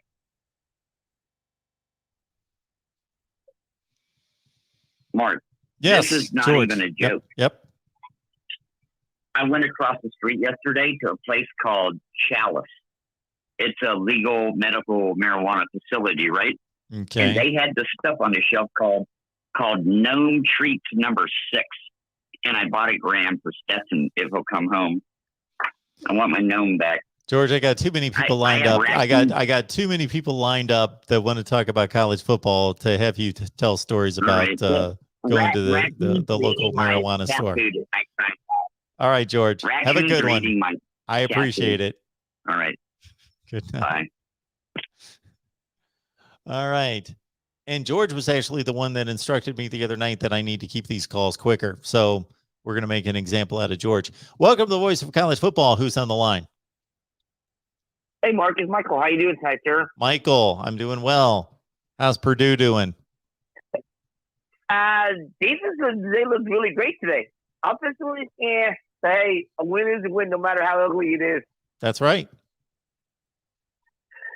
But, hey, I got a couple questions before I get into the Purdue game. One, is Arkansas for real this year? Are they for real? Define that for me. What does that mean? Are they for real? They're flesh and blood. Yes, they're living on the earth with us. I think they could be a serious contender for the SEC West. I think that Arkansas is a really good team. That's probably one of the 15 best teams in America. That's going to be much higher ranked in my rankings than that because they were already number 7. I don't think that I got to see more before I truly believe that they can beat Alabama. They could beat everybody else in that division. They just beat Texas A&M. So could they beat LSU? Sure. Ole Miss is going to be a really good game. I would project them to go like 10-2 at this point. I can see that. And how much of it, I don't know how much of that train wreck you've seen up in either Chicago State or up at Minneapolis, but are those teams both pathetic this year in Wisconsin and Minnesota? Well, Wisconsin's not. What about Wisconsin? I mean, they pathetic? gave up what? Giving up 31 points in the fourth quarter? Yeah, or is but Notre Dame really that good? Did you watch the game? I seen a little about the first half of it. Yeah, forget the final score. Forget the final score. The game was 17-13 with like 6 minutes left in the game. And they threw like Okay, was it? they threw like 2 pick sixes with like a minute on the clock. Yeah, it was an extremely close game. It was a really good game. I enjoyed the game. Yeah, I was surprised to see 41-13 too, because actually Notre Dame scored to make it 24-13, and I knew it was over, and I flipped to something else. And when I saw 41-13, I was like, what in the world happened? Well, somebody alerted me that there were 2 pick sixes in the last 3 minutes. I think Wisconsin's a really good team still. Their quarterback position's not good. Mm-hmm. Stuff like that. No, I mean, because it seems like they can stop. It seems like they just can't score this year. Is that the issue with them on offense? Or is it more with Mertz? Oh, it's Mertz. It's him. Mm-hmm. I don't think their offensive Yeah. line's as dominant as it typically is. Mm. Now, what do you think about what happened with Bowling Green in Minnesota today? That one's a hard one to figure out, that Minnesota can turn around after going to Colorado and winning 30-0 and holding Colorado to 63 yards of total offense, can come home and lose to a bad MAC team. But that's what happened. Mm-hmm. I did not see one play of the game to really understand what happened, but that shouldn't happen. Yeah.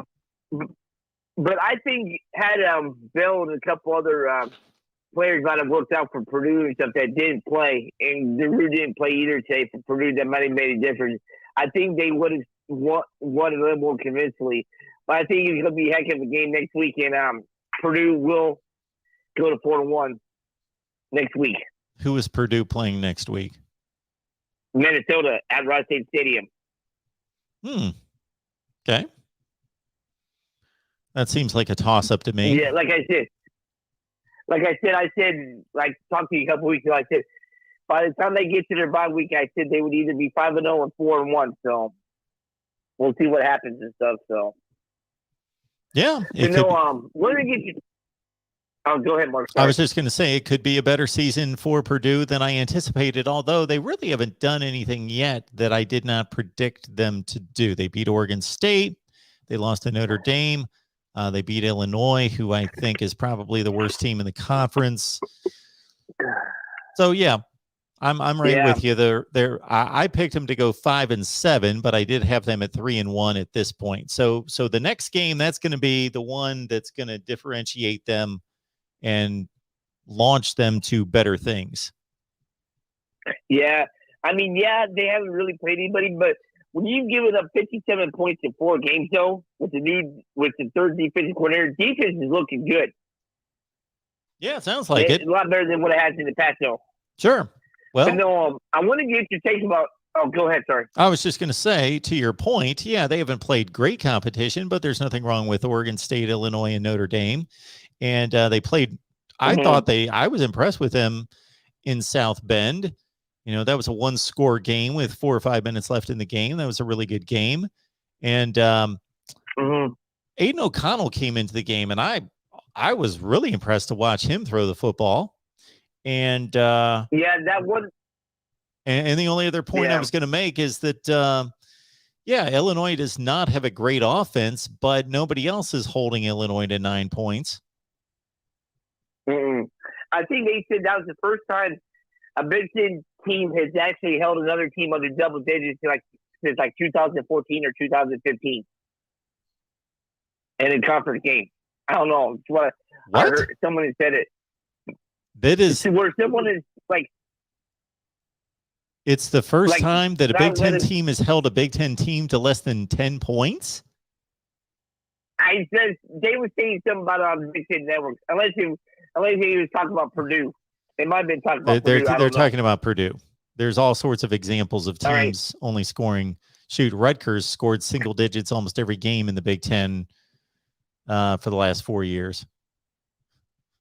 Yeah, just by themselves. Speaking of Rutgers, do you think they got a puncher's chance against Ohio State next week at Piscataway? Yeah, they got a puncher's chance. Yeah, sure. They played really well against Michigan today. I think they're offensively limited, but their defense is really good, and they should have beaten. They should have beaten Michigan. The second half stats against Michigan was just domination. I didn't see a whole lot of that game. I was in and out. I got interested when they got within a score in the second half, and they threw up some stats on ABC. At one point in the second half, Rutgers had 13 first downs and Michigan had none, and they had like 220 yards of total offense, and Michigan had like 12.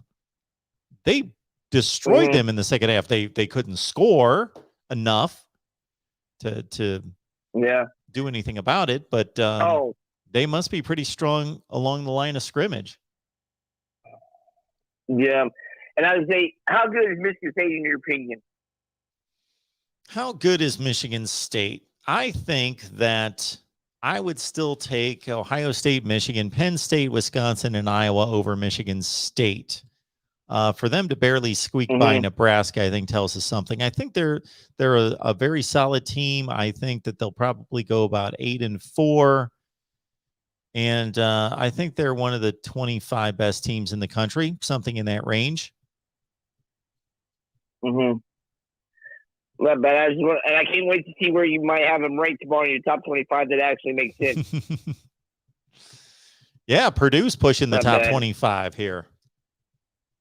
Yeah, I think you had them in there after, I can't remember, but the bad week and stuff like that against Notre Dame and stuff like that. All right, Mark, I know you got other callers and stuff like that. When's your next calling show? Monday or Tuesday? Who knows? Maybe tomorrow. Monday for sure. We'll be on Monday.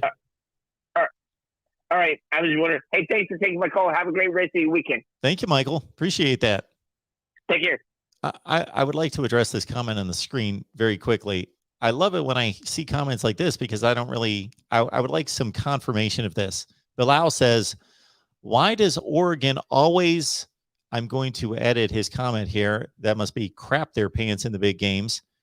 Why does Oregon always crap their pants in the big games? So when Oregon 2 years ago won the games required to win their division, those were apparently not big games. When they won the Pac-12 championship game, is there a bigger game in college football than winning your championship game of your conference? They won that game. Then they won the Rose Bowl. The Rose Bowl. I know that the Rose Bowl has become outdated, and I'm living in the past. That the Rose Bowl is a big deal, but still, it's the Rose Bowl. That was 2 years ago. That was basically, last season to a certain extent was kind of difficult to evaluate. They only played 6 games. They only played 5 regular season games last year. So Oregon's always crapping their pants in the big games. But 2 years ago, they won a bunch of key games down the stretch to get to the Pac-12 championship game, won the Pac-12 championship game, won the Rose Bowl. So I don't know when. I don't really have a context for this. All right. I didn't think I would be on here defending Oregon tonight. Welcome to the Voice of College Football. Who's on the line? Hey, it's me, Roberto. Hey, Roberto. What's going on? Well, almost a major chaos week. Yeah, it was fun. Almost. It was fun, but now it kind of makes me think about, I think, George's comment about, like, the Auburn game where the refs just let them Auburn with, like, a questionable, like, confirmed or, I don't know, stand completion when it was clearly incomplete in the replay. Yeah. It makes me think about, like, even the week before with the poor reffing by SEC refs against the Penn State game before. And then you go, I think, last year when they robbed Arkansas a win. What is going on with the SEC reffing on the Auburn game? I don't get it. Well, it was less publicized that same season. I think it was the very next week that the SEC officials really screwed Ole Miss, and they lost to Auburn when they should have beaten Auburn. That was like just a week or two after the Arkansas game. But yeah, the Arkansas game, they screwed that one up. They screwed up the Ole Miss game, and now they screwed up this game, which am going to get online and watch this play because I'd like to see this play. Don't know what to tell you. The SEC officiating has not been good in a lot of cases. Yeah, it needs. I don't know. That stuff needs to get investigated, especially for Auburn games. That's is what the fourth time he said about the Arkansas, Ole Miss, the Penn State game last week, and now this week. That's something shady going on. Anyway, so I don't know what's going on with the Michigan State game and Nebraska game, but I was just watching for the last, I guess, few minutes. I think Nebraska went a speed off and it almost went disastrous for Nebraska. What is going on with Nebraska? I mean, like, they had a bad loss to Illinois, almost had a chance to play close to Oklahoma, and then almost had this game that, I don't know, they didn't have the game, but they played Michigan State close, but so much like undisciplinary issues going on or miscues that just keeps holding them back, and it's just I feel bad because I don't know what's going on for Scott Foster's future there, but man, this is things out of his control.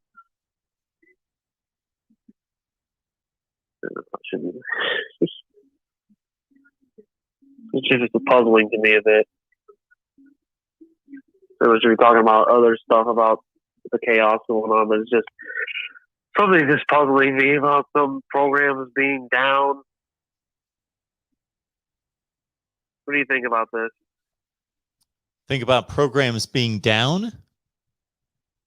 Oh, not being down, but like, I guess Nebraska's miscues and stuff.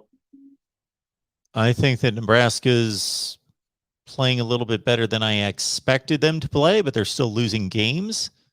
But then again, West Virginia did the same thing against Oklahoma tonight. So that's more about Oklahoma as well. So these things are very complex in regards to trying to determine who's good and who's bad and how much each game can be validated. But we're seeing this all over the place now that not everyone can beat everyone. Of course, the worst teams in the country can't beat the best teams in the country, but there's a glut of teams, dozens and dozens and dozens and dozens of teams that all can beat each other. Nebraska and Michigan State could play next week and Nebraska could win that game. They just went on the road and took them to overtime. So they just went to Norman, Oklahoma and only gave up 23 points and almost won. And West Virginia almost won in Oklahoma. And for some reason, I'm a knucklehead for ranking Oklahoma less than number 3 or 4 in the country, and they can barely beat anyone by more than 3 points. But anyway, that's what I make out of it, is that we've got a lot of parity in college football this season, and it's exciting. I like it. Mm-hmm. And one last thing. Do you think Texas is back? Okay. I'm done. Texas put up 70 on Texas Tech. Yeah, they did. And Tech can't do anything stopping on that team. And they had some questionable fourth down play calling. Well, I think one of them was like the quarterback just slipped and just threw a bad pass. But I think one of them was a 4th and 5, and for some reason they're running the ball. Kind of reminds me, similar to 2018 Penn State play calling. A bit. All right, Roberto. Yeah, I think Tony mentioned. Appreciate the call. Yeah, that's all. Have a good night. All right.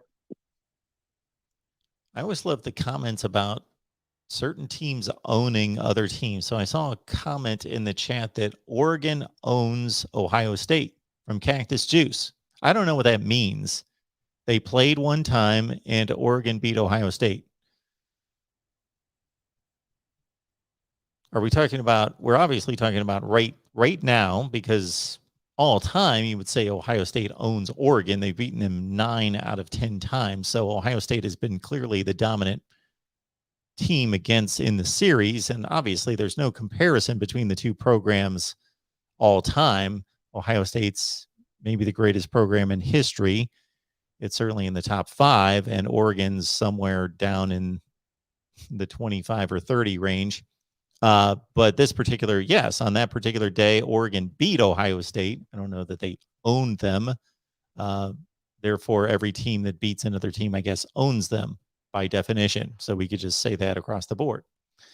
North Carolina State owns Clemson. That would be the same as saying North Carolina State beat Clemson. I don't understand that comment when there's nothing to back it up, like historically or even recently, just one game. Like if Oregon had beaten Ohio State like the last 5 years in a row, I totally get that comment. They played one game and they beat them by a touchdown. Doesn't make a whole lot of sense. All right, welcome to the Voice of College Football. Who's on the line? This is Mike. Hey, Mike. What's going on tonight? Hey, hey, Mark. Appreciate your show. Thank you. A couple of podcasts I actually listen to daily has been one of yours. Thank you. Remember you working in Oklahoma City for a while. The Mark Rogers show in Oklahoma City some time back.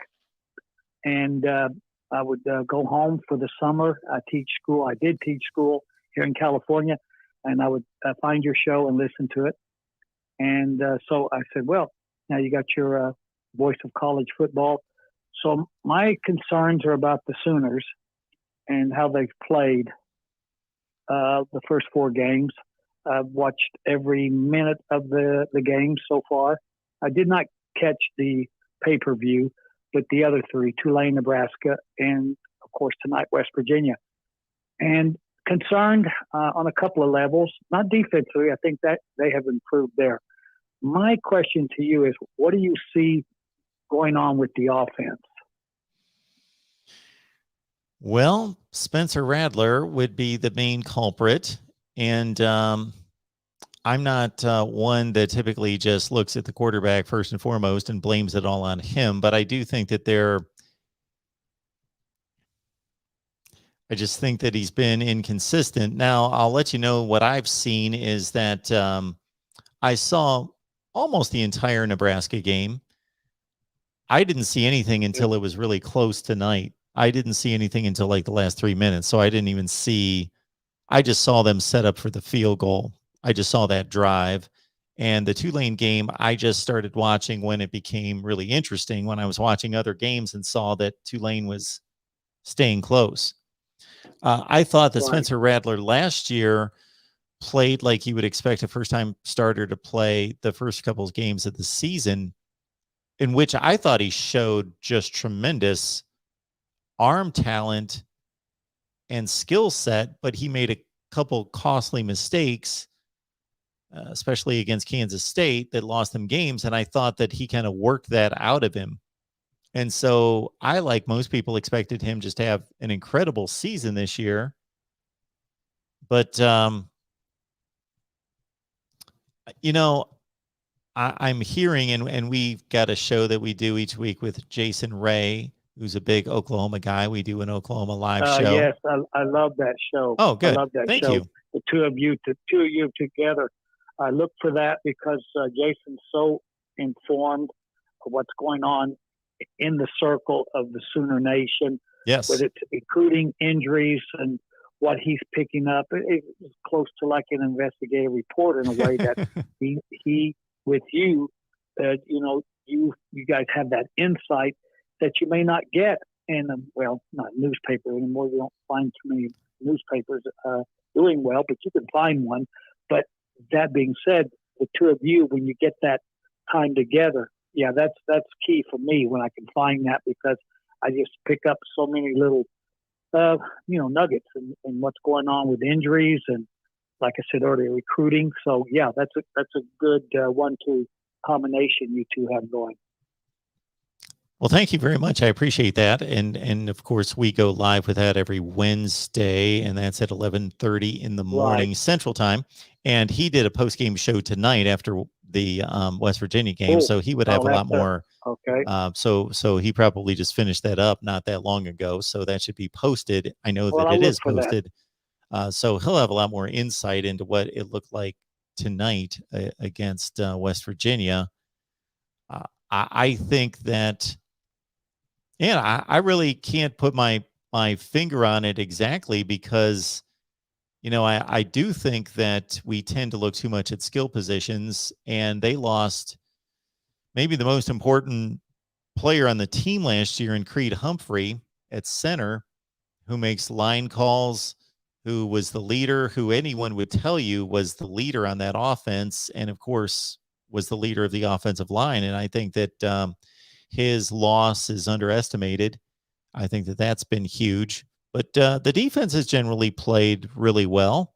It's been more of an offensive issue, which is surprising. And do credit both the Nebraska and the West Virginia defenses, and understand that nobody's really been gaining much yardage or scoring points against either one of them. That's a good point. I've noticed that with Nebraska and West Virginia. West Virginia's defense was very aggressive. They were physical. So was Tulane's defense. Rattler even said after that Tulane game that the Tulane team, hit harder than anyone he can recall from last year. They were physical with him. Tonight, same theme. West Virginia was attacking. They were they're flying all over the field, and find out from the broadcasters that West Virginia had one of the top defenses last year in the COVID-19 year. So that being said, and with the offensive line, I agree with a lot of what you've said. The offensive line is really the key. Rattler was scrambling for most of the night. They had him running out of the pocket, throwing on the run, and they were harassing him. And I agree. Too much is made of the quarterback play in that way, that they're responsible for a lot of things that happen on the field in the way of mistakes. But Creed Humphreys, of course, is sorely missed. But the offensive line has not gelled. And I think that's going to be the issue going forward. Can they get that resolved? They have one of the best offensive line coaches in the country. And I have confidence that he'll get that straightened out, because they're going to need to, going on the road to Kansas State and, of course, playing the Longhorns in a couple of weeks. So that was, that's my take on things, and appreciate your time and your feedback. I appreciate the call. Thank you so much for calling in, and the kind words. Have a good night. All right. Take care, Mark. Bye-bye. All right. So Bilal said that Oregon always craps its pants during big games. And then I, of course, brought a lot of information against that. And now he is saying national championship games. So I guess those are the only big games that are played. And Oregon has only played in 2 of them. And one of them they participated and competed extremely well, because they went down to the final 2 or 3 seconds of the game. So if that's crapping your pants in national championship games, then they did get handled in the second half by Ohio State. But are we talking about the Oregon team now? Are we talking about like the players, the coaches, Mario Cristobal, his entire staff, all these players? None of them have anything to do with any of that. Nothing. Zero. Completely different program at this point. Nothing connected between Oregon football in 2021 and in 2014 or 2010. All right. Welcome to the voice of college football. Who's on the line? Hey, Mark. It's Steve again from Florida. I called the other day. Hey, Steve. All right, bud. I'm actually going to let you talk this time. I just have a couple questions, literally just a couple questions. Sure. The first one being, I posed the question last time on exactly what would happen if we saw Common Court ball out. And seeing what we saw today, I'm going, 9 or 13 or whatever for 300-some yards. How would you grade his performance today? Because me personally, I felt it was a little shaky in the beginning. But I felt like he played like a first time quarterback in college, which was okay. Well, I will tell you all that I know about Kyle McCord's performance tonight is what I'm looking at in a box score. So just because of the lack of significance of this game compared to all these other games going on tonight, I didn't watch one play of this game.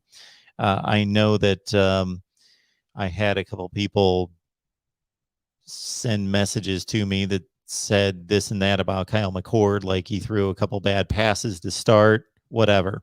So he did throw an interception. I don't know what that could have been, his fault or not his fault. I don't know. 13 for 18 for 3. His fault. Yeah. Was his fault. 13 for 18 for Yeah, it was his 319 fault. yards and 2 touchdowns. And so obviously the yards per completion and per attempt are obviously off the charts. So I don't know if guys were running off after the catch or he was getting the ball downfield, extending, vertically down the field. Yeah, a lot of it was outside throws. Like one of them was Garrett Wilson, a lot of yards after catch. But he did have a really nice pass one to Jackson Smith and Jigba. But a lot of those yards were after the catch. Like to the outside sweeps and stuff. A lot of those yards were. Yeah, which is fair. That happens for most quarterbacks as well. Most quarterbacks aren't chucking the ball 40 or 50 yards down the field very often. I've got the highlights on right now. So I will have to check out Kyle McCord's 18 passes and let you know what I think at some point. But I don't have any assessment on it other than the statistics, which, again, they're facing one of the very worst teams in the country. Yeah, I understand. One more question. I saw the highlights of the Alabama game, and I noticed that Jameson Williams had 3 touchdowns. One being a kick return, one being a punt return, and another being Yep. It's ridiculous. I don't know exactly how we let a guy like that get away. I saw that they said that he was somehow 4th on the depth chart, but still Jamison Williams. And seeing what I see from Jackson Smith and Jigba, good player, but we had Jamison for 3 years, and I see the highlights of almost every time he touched the ball for us, it's a touchdown. I don't know. If he was playing another position, like if he was a linebacker or a defensive back, any other position, even running back, but especially if he was playing linebacker, defensive line, or in the secondary, and he was performing at this level for another school, then I would have serious concerns. But I really can't fault. They have the best wide receiver core in the country. I can't separate. I can separate their body types and their speed and their different types of receivers, but in terms of the quality, I can't tell you that Jackson Smith-Njigba, he's made some remarkable catches already, and he definitely looks the part. And we know how good Garrett Wilson is going to be a top 10 selection in the NFL draft, and Chris Olave is a tremendous. We're gonna miss them too. We're gonna miss them too. I don't really have an issue with him not playing and needing to transfer. Yeah, just kind of. I have that Joe Burrow type on again. Once I saw Joe Burrow, but not the first year, the second year, like, oh man, like what it could have been, but I can understand with us having receiver after receiver and Julian Fleming, who's top receiver, haven't even played that much, and then we have the people we just got this year with Marvin Harrison and Mecca Buku, who had an awesome catch tonight. I can understand why he fell down, but it still kind of sucks seeing somebody who spent 3 years at Ohio State now balling out for a team that railroaded us and ran through us in the national championship game. Still kind of sucks. Yeah, I understand what you're saying, and you're right. When it's a player that couldn't see the field much for Ohio State, then he goes to the team that, like you say, truck them in the national championship game, and then he's balling out there. It doesn't seem to make a whole lot of sense, but it is the best position by far on the Ohio State team. It's a position on the Alabama team that really they're loaded everywhere, but that's where they had a need after losing 2 great receivers last year. So it just worked out that way to where it was not a need for Ohio State. It was a need for Alabama. A need for as much as they have a need. And, again, he just couldn't really make them much of a better team. That's not what they need.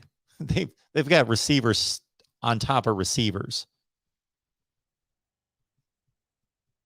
Yeah. If One they- more if- thing before I Yep, go before I ahead. go.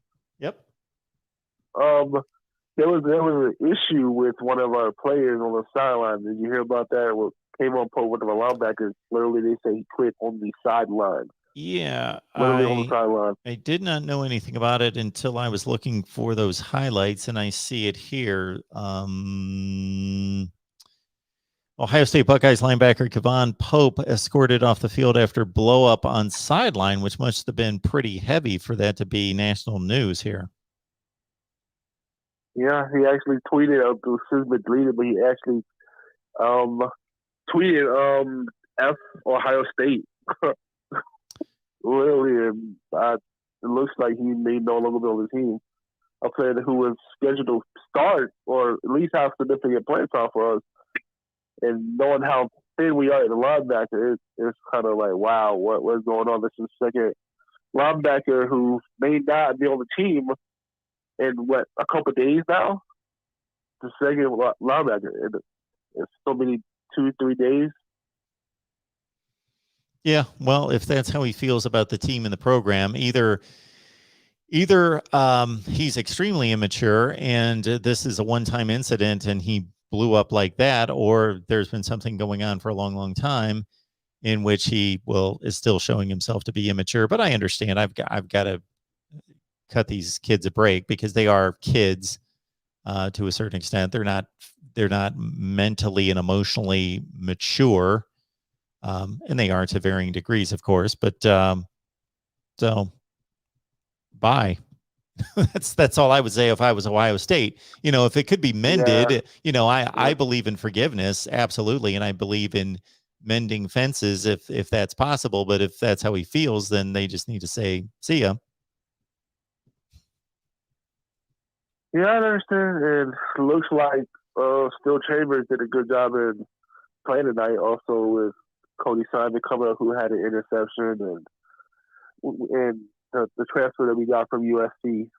So, I mean, I feel like we'll still be good, but you don't want to see a player do that. Definitely a player who's a senior who's been there 4 years and supposedly waited his turn, and now just basically could throw it away in a couple other something who what I hear is super immature. It's just like because Taraja told him to hold on as he was wanting to sub in, and I guess that's what it took from there. I don't know exactly.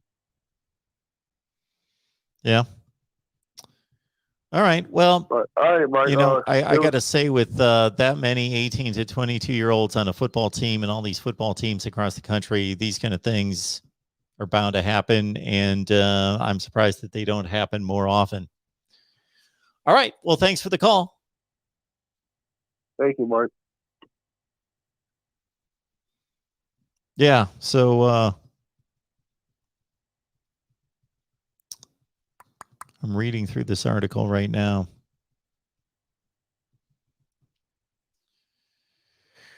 Okay. Welcome to the Voice of College Football. Who's on the line? This is Nick. Mark, how's it going? Hey, Nick. I'm good. What's going on? Good. Yeah, this last caller, you guys, and you chuckling about that Ohio State player. I don't think I've seen anything quite like that. Maybe the closest thing, I think there was like an Alabama player a few years ago that tried fighting the coach on the sideline or something like that. Yep. At That's the SEC championship game, I believe. Yeah, that almost got. Yeah, that was crazy. But anyway, I don't know if you remember. I called in. I think you do kind of a show on Thursday where you wrap up the week or whatever, kind of leading into the next week. And yeah, I called in talking about Michigan's rushing attack, making the claim that who's going to be able to stop their running game and everything. Well, I guess we found out today, like an idiot. I said that I didn't think anyone was going to be able to stop them. And I guess it was Rutgers that did it. The running game was bad, really bad today. Kind of surprised me. And I think Rutgers is a solid football team. I think they have a solid defense, better than what I thought. But yeah, I was very, very surprised with that result. Did you catch much of that game, or? I had it on a second or third screen, and the majority of what I was paying attention to was early in the game when Michigan was doing better. And then, of course, they had a comfortable lead, or what looked like a comfortable lead. Not that they were tearing it up, but they were up 20-3 at the half. So I don't know. I watched probably a quarter of that, and then they got into the second half, and I kind of lost track of it because I thought it was over. And then all of a sudden saw that got to 20-10, so I flipped it back on, and yeah, I saw it from there. I just think that if Rutgers had more offensive personnel, more explosive players, that Michigan would have been in really serious trouble, because Rutgers dominated the second half of play. They just didn't have enough explosive plays to put points on the board to get over the hump. Yeah, they look like, and I guess I don't really know what happened, but they look like a completely different team, Michigan did. In the first half, they did. Then when you compare them to the second half, I don't know exactly what happened. Cade McNamara said Rutgers wasn't doing much anything different in the second half. He just wasn't executing very well. So I don't know. I really don't know what happened with him. I think he only had 7 yards passing in the second half.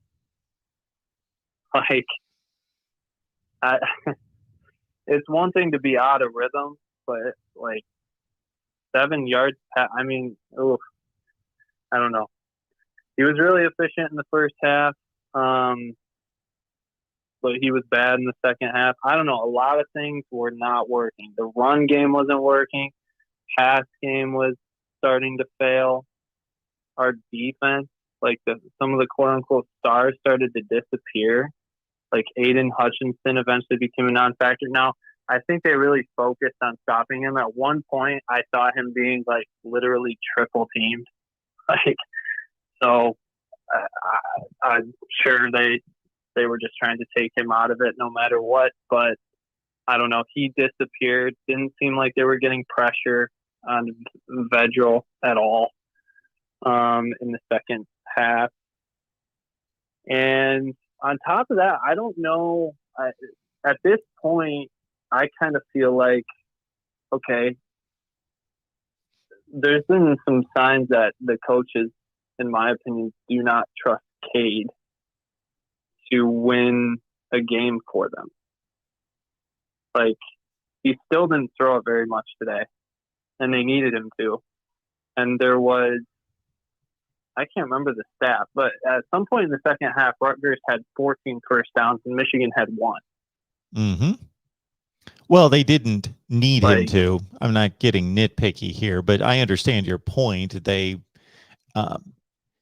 another team, another offense, another quarterback would have been asked, okay, it's getting close. Let's, we can't just cruise to a win. We need to keep moving the football and scoring, and therefore we need to throw the football. But Michigan was just hanging on. So they either are so committed to the run game, or they don't want to place the game in his hands. Yeah, this is concerning in that the teams that Michigan has played thus far are not very good football teams. One of them has personnel that is pretty good, Washington, but they're in overtime right now with Cal, so they're not that good. And Michigan now runs into a team that none of us thought was any good or that good, but we know that they're capably coached, and they were stout along both lines of scrimmage to be able to get their number one running back, Isaiah Pacheco, over 5 yards per carry. And his long run was 26, so that tells me that he didn't even rip off like a 60-yarder to skew that average. He was pretty consistently running for that average. So yeah, they got pushed around a little bit today. They met a team that was physically as good as they are, at least in terms of line of scrimmage play. Well, and I mean they got lucky. I don't want to say they got lucky, but they did not deserve to win the game today.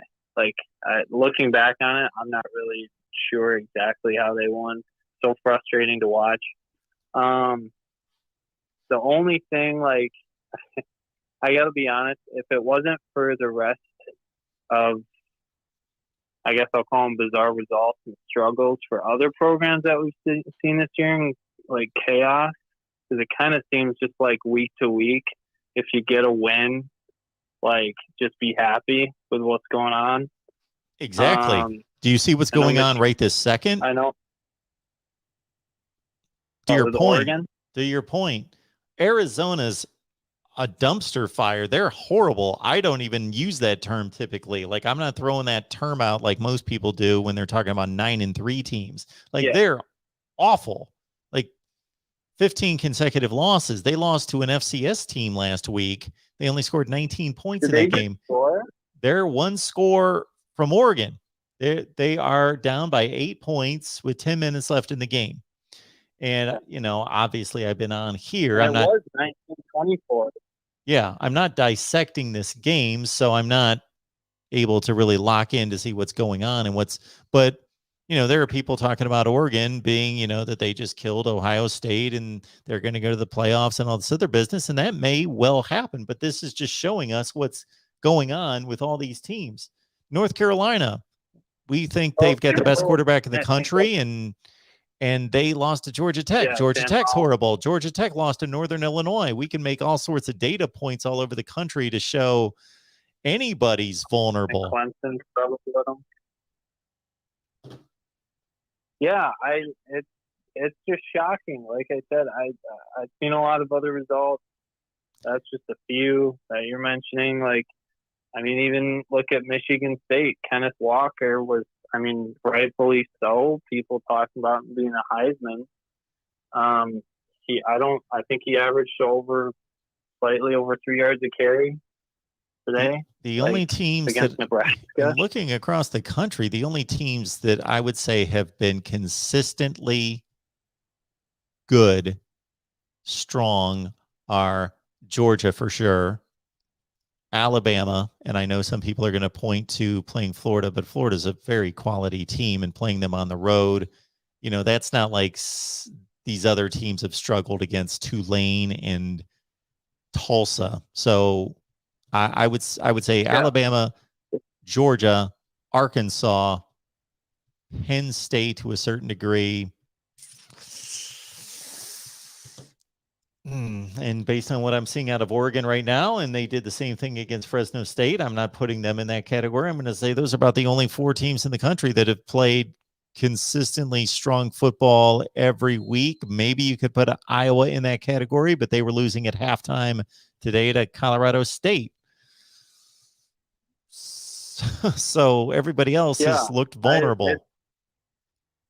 It's interesting, though, because a lot of these games that, like Clemson, Oregon, I guess I wasn't following that game early. Michigan State, Nebraska was a close game. A lot of these games have been close, it seems like, for the majority of the game. Like, it's so weird that Michigan came out and it seemed like they had a stranglehold on it. Yep. And then they come out in the second half and Rutgers has a super long possession. I don't know if they scored on their first possession or not. I can't remember, but I knew they ate up clock. I think Michigan, they did. With like 4 minutes left. With 4 minutes left in the third quarter, I think Michigan only had the ball like twice or something. And they were just 3 and out. And I don't know. It's just so odd that they didn't even look like the same team in the second half, like at all. Like, if you were to flip the jerseys around and you were to put Rutgers looks more like Michigan in the second half. Like, that's what you would think. And I understand that happened, but it's just like, Cade McNamara, 156 yards passing, 8 of 9 or something in the first half, and then he throws for 7 yards in the second half. Like, I understand struggling, but that is like Jekyll and Hyde type stuff. Like, so I don't know. I guess what I was getting to before is if it wasn't for the rest of college football, I would say this is same old Michigan that's going to disappoint in big games. I know it's one game, so I'm not going to overreact like that, but I was never jumping on the bandwagon that they were going to go, 11-0 or anything like that. Well, just consider this, and then I'll move on to other calls just because I got to keep moving with these calls stacking up. But just consider this. This is the first game that we've seen between Big Ten Eastern Division teams. This is the very first game, right? Yeah. And this is who we think is the worst team in the division, Rutgers, playing. We don't know about Michigan. We could get all sorts of different opinions about how good they are. But, and this is the game we got. So we've got all these teams. We've got, can't do necessarily the math. 7 teams all playing each other. What is that? Whatever that is, whatever the calculation is, 40 some games of them all playing each other. We're going to see this like over and over and over. We're going to see Maryland play Michigan State, and Michigan State play Michigan, and Michigan play Penn State, and Penn State play Maryland, and Rutgers play Maryland, and Rutgers play Michigan State. And we could have all sorts of results. Rutgers plays Ohio State next week. Yep, they do. All right. So I'll let you go here. Let me make this. Can I say one more thing? Sure.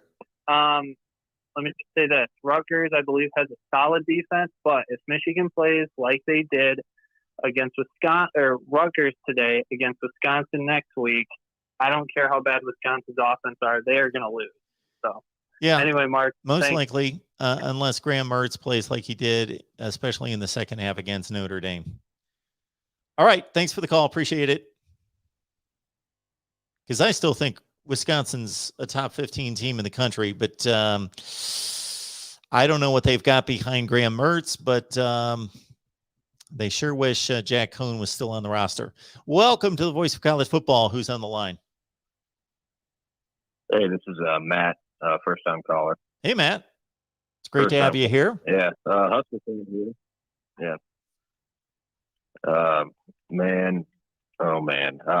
So here's the stats for Nebraska versus Michigan State in the second half. Okay. This is MSU's drive chart in the second half. You ready for this? I'm gonna go through it with you here. Go ahead. Yeah. 3 plays, 8 yards, a punt. 3 plays, 5 yards, a punt. 3 plays, -1 yard, a punt. 3 plays, -7 yards, and a punt. 3 plays, 9 yards, and a punt. 0 points, 0 first downs, probably about 46 yards of offense total, somewhere around there, and we lost. I can't take it, man. This is our defense. That Nebraska defense is the only reason why Nebraska even stays in these games. Our special teams is horrible. Our offensive line, a grown man can't figure out what the snap count is. I mean, I'm at a loss for words. Well, I'm trying to watch all these teams at the same time. I think you kind of understand that. And so I can't really, know every team down to the nth degree because I'm trying to watch everyone at the same time. But even I've noticed that about Nebraska the last couple of years, but especially this year, that they have more false starts than anybody I ever watch. Yeah, it's unreal. I was the guy who asked the question in your Nebraska show. Do we need to fire Coach Austin after this? There's little to no improvement at the end of the year. This is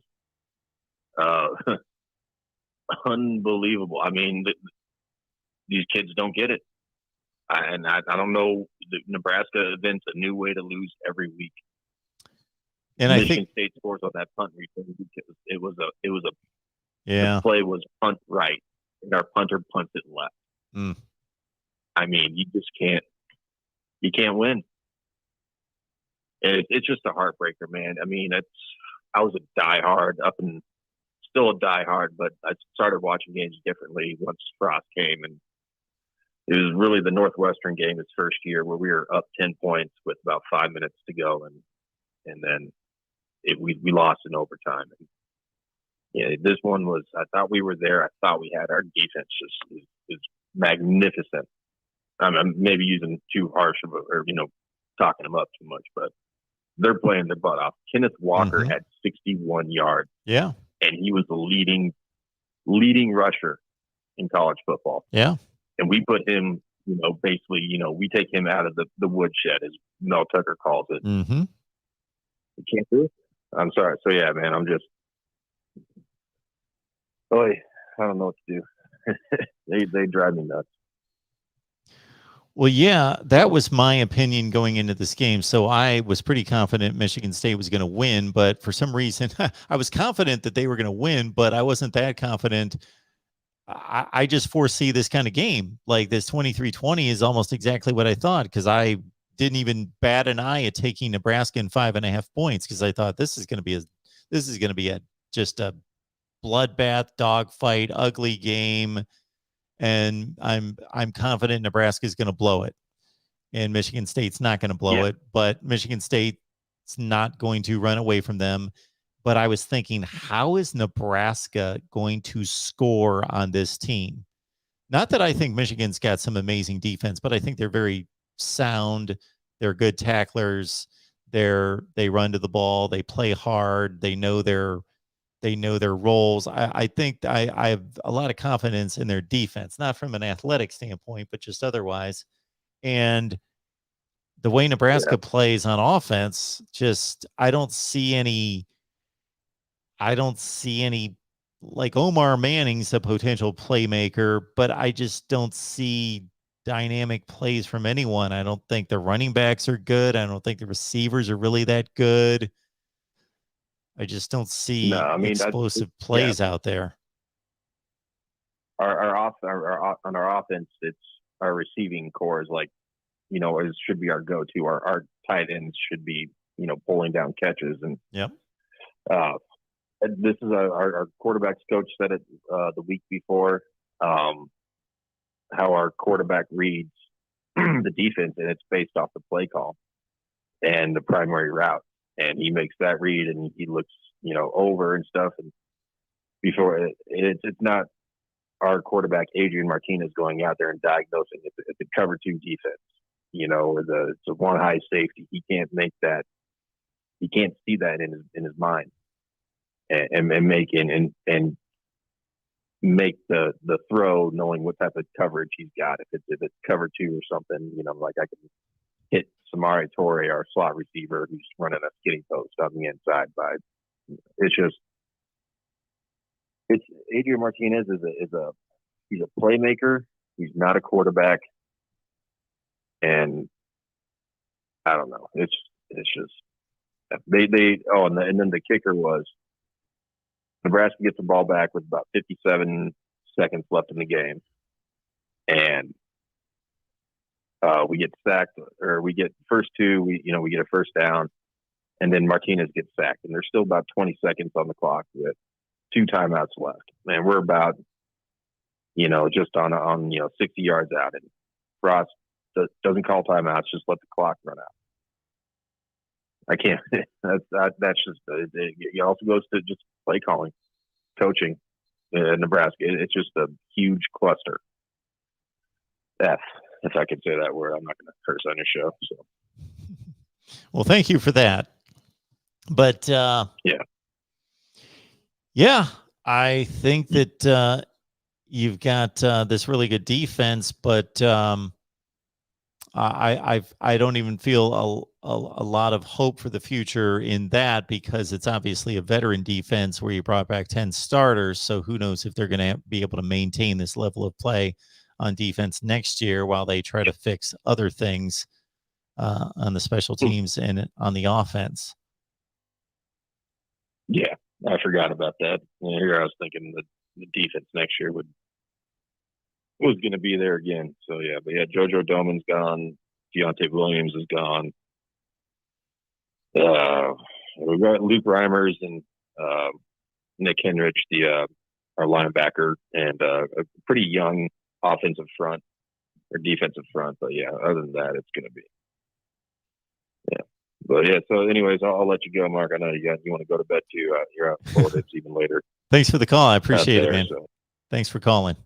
Yeah, thank you. Have a good night. Yep. All right, why don't we take these last two calls? And I apologize because you got to understand that I only see the call that I'm in and 2 calls in queue, because that's the setting, because the more calls that I'm allowed to see, then the higher rate that they charge for this thing to be running for 3 hours. So I just have it set to see 3 calls. And so there could be like 50 people waiting. I doubt it, but there could be 50 people waiting. I never know if it's 2 or it's 50. So welcome to the Voice of College Football. Who's on the line? Hey, Mark, this is Sean. Hey, Sean. What's going on? Hey, how's it going? I'm just really winding down. All the games seem to be well in hand right now after Oregon kind of running away in Oregon State. Yep. Smashing USC. That doesn't make any sense to me. Yeah. Oregon State's up. Yeah, Oregon State is putting it on USC, and I don't know. Right now, let's see what we got. Okay, go ahead. I'm sorry. Go ahead. I just flipped to it. Oh, 42-24, 8 minutes left. Wow. So USC. Yeah. I mean, the last time. Oh, they got a graphic up right now. Yeah. And anytime you got a graphic with Elvis, I'm gonna pay attention to that. The Flintstones were just premiering, and John F. Kennedy was in the White House, and something about Elvis. I think he had the #1 song in the country. This is the last time. Think about that. Oh my, the man's been dead for 45 years, and that was way before he even died. Time Oregon State? 1960. The Flintstones had just premiered. That's the last time Oregon State beat USC. And they played probably in the Coliseum. Yes, I remember distinctly, like in 2008, after UC beat Pete Carroll, the great Ohio State, USC and they team. Yeah. Oh yeah. Yeah. But I mean, like, are there 2 programs like at the opposite end of the resources and the capability of where they should be? Yeah. Not in that conference. There's not. That's for sure. Oregon State almost has no business being a Power 5 program. I mean, they're on the very, very edges of Power 5. Yeah, you're right. And USC, I mean, there's probably not a better job in America, really. Honestly, I don't know if there is. Now, if they can score here in the next 15 or 20 seconds, they just got sacked, but they were down to the 8-yard line. You know, if they could get in and make it 42-31 with about 7 minutes left, maybe they got a chance. But that should not happen. No, should not happen. But a lot of things that shouldn't happen did happen today. So Minnesota should never be competitive with have a competitive game with Bowling Green, and they lose. Auburn should never lose to Georgia State, and by all means, they definitely should have Georgia State completely gacked that game away. And I mean, that's what makes it so much fun to follow this stuff. Things that shouldn't happen all the time. I made this statement a number of times. Go ahead. Oh, I'm sorry. Think about things that shouldn't happen. What is no one making a big enough deal, do you think, about what Sam Pittman has done at Arkansas? This is one of the most amazing turnarounds I've ever seen. Ever. I mean, legit, when he came in, they were getting blown out, demolished by Conference USA and Sun Belt teams. Mm-hmm. North Texas beat them by 40 3 years ago. Western Kentucky beat them. Colorado State beat them. Yep. Yeah, absolutely. I mean, and now they're going to be in the top 10 next week. I think almost for sure. They better be in the top 10. Yes, they should be in the top 10. They were already in my top 10, but they should be in the other top 10. Yep. I mean, Yeah, like, but I don't, they've beaten the two biggest schools and the biggest, football state in the country already this season. Beaten them both handedly. Both of them are probably, and both of those are top 25 programs. And I'm not hearing, I don't know, like, it's kind of like they're still under the radar in a weird way. Mm-hmm. To me, I don't, and obviously everything will change next week with the game against Georgia. I'm not expecting them to pull that one out, but if they're competitive in there, I mean, like, that's just, I mean, and like the amazing thing is that this Pittman, he did not have like anything close to the resume an SEC coach normally has. He had never been a coordinator at any position. He was like, he only took the job because he only got the job because a number of more qualified candidates saw it as a complete dumpster pit and turned it down. And look at where they are now. I mean, this is and he's basically really doing it one of the with most somebody remarkable- else's roster. You Yep, wonder absolutely. about the impact of a coach that can take somebody else's roster. And sure, he's brought in. So right now, his first season, he was obviously playing with his freshman class, but he was that you kind of have to piece together when you're just getting the job in December. Obviously, it's not even your class. You're trying to retain the class that somebody else already had. So basically, he's playing with his freshman and sophomore classes, but really only one full recruiting cycle of his players, and probably most of them aren't even playing that much. You just wonder about the difference between two coaches when one can't win a game in the conference and then the other one's basically fielding a top 10 team in the nation with the same players. Right. And exactly. It makes me think of like Treylon Burks is one of the best receivers in the country. He's a stud. Looks like a pretty safe, sure bet to be a first round NFL pick in the draft as a receiver. Where would he be if they made a different hire, or if he was still playing under Chad Morris? Mm-hmm. Yeah. It's like, it's remarkable. I mean, it's remarkable. Also makes me think, I believe Sam Pittman's not a young man. He's like 61 or something, 61, 62, I believe. And he had never been promoted. Everything I heard is that everybody that had ever been around him really absolutely loved him. But, he just never, ascended through the ranks for some odd reason. Maybe some of them were personal choices or not, but he's a hell of a coach. And he's just, he was a completely anonymous hire. Yeah, I think everyone probably forgot his name a day after they announced his hiring. And yeah, I mean, like, how does somebody like that just not elevate when they clearly had the ability to? Well, so I don't know if he went for jobs like that. He may have just been an excellent offensive line coach, and that's what he did. And he came to work every day and did his job, and he certainly learned a lot. There's no question about that, about running a program, and soaked it all up and applied it immediately. It is remarkable. I don't know that people are really fully recognizing what's going on there, but it's remarkable. Yeah. And so that's one thing. Another thing I just want to touch on really quickly. I don't know if Ohio State, Oklahoma, Clemson all having their problems this year, all being vulnerable. Do you think this is good for college football? Oh, or do you think it's great for college football. Do you think I mean, like, if who wants to watch a the sport? Best programs are. Who wants to watch a sport where we know who's going to win every conference before the season starts? But who wants to watch a sport also where it's just a big mess of mediocrity and you can't figure out who's good and who's not and who's just nothing's really all that surprising. Oh, I don't think we're anything close to that. We're not going to get to a place where we're at conference championship weekend and everybody in the country is 6-6. Now that's parity. If everybody goes 6-6, then we'll know we've got a problem. We're not anywhere close to that. Let's not worry about going to that.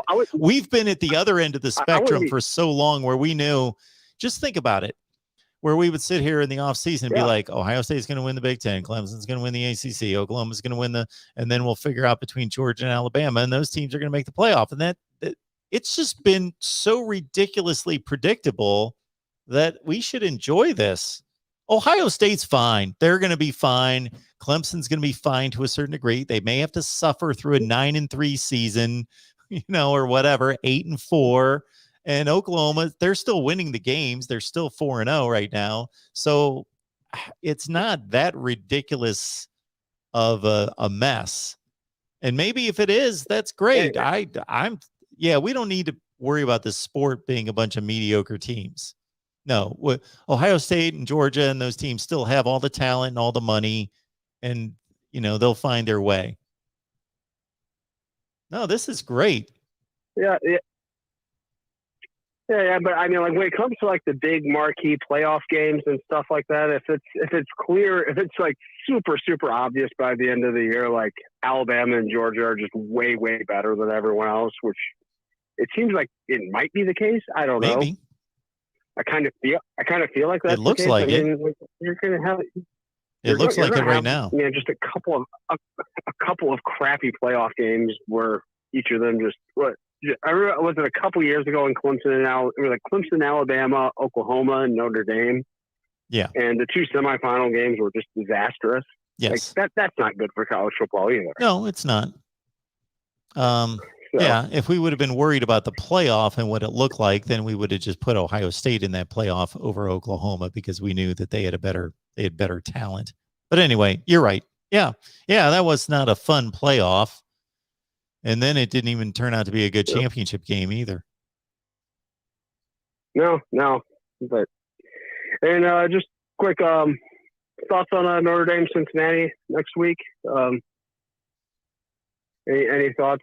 Well, my thoughts are that Notre Dame just gets better and better every week. I think that they're an extremely sound, strong football team. I am concerned about their running game. They couldn't run the ball against, really anyone this year, and especially this game against Wisconsin, which I don't know anyone that runs the ball against Wisconsin. So, I'm amused by all the people in the chat that think Cincinnati's just going to go in there and clean their clocks like they're nobody. I don't really put that together based on Cincinnati's performance against Indiana. I would not be surprised in any way if Cincinnati wins the game, but I think this is going to be very intriguing, very interesting. But Notre Dame, they've got a tremendous defense. If there's a blowout either way, I would probably go with Notre Dame. Just the home field advantage. Yeah, is the only way I see. I don't see anybody but the absolute elite teams going into South Bend and crushing this Notre Dame team. Like that's, they're a little too good for that. It is kind of shocking that right now, looking back to week one, looking at just how horrendous Florida State is, and that they struggled so badly to beat them. Yeah, and then obviously the game against Toledo. Based on those two games, that this team looked like they would struggle to be bowl eligible, but. Solid win against Purdue. I don't know if I've ever seen a more misleading score than the game against Notre Dame. Wisconsin today. I know. Yes. I mean that was a one score game. Most of the. It was a really good game. And it was, for most of the first half, I thought Wisconsin was the better team. I thought that they were outplaying Notre Dame. Yeah. There was. Did you see the interception that was called back on the pass interference towards the end of that? Notre Dame ended up scoring a touchdown later in that drive. Yes, I did. Were you watching? Yep. Yeah. It didn't look like pass interference when I was watching it. It looked like it might have been like one of the worst pass interference calls I ever saw. I agree. But they only showed one replay of it. Yeah, that was. They the only same showed angle. one, and that's a 10 to 14 point spread. Yeah.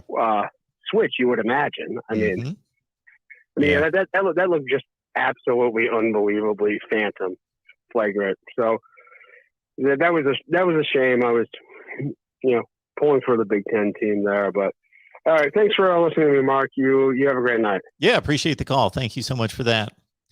We'll take these 2 calls, and then I would like to address the comment on the screen. Welcome to the Voice of College Football. Who's on the line?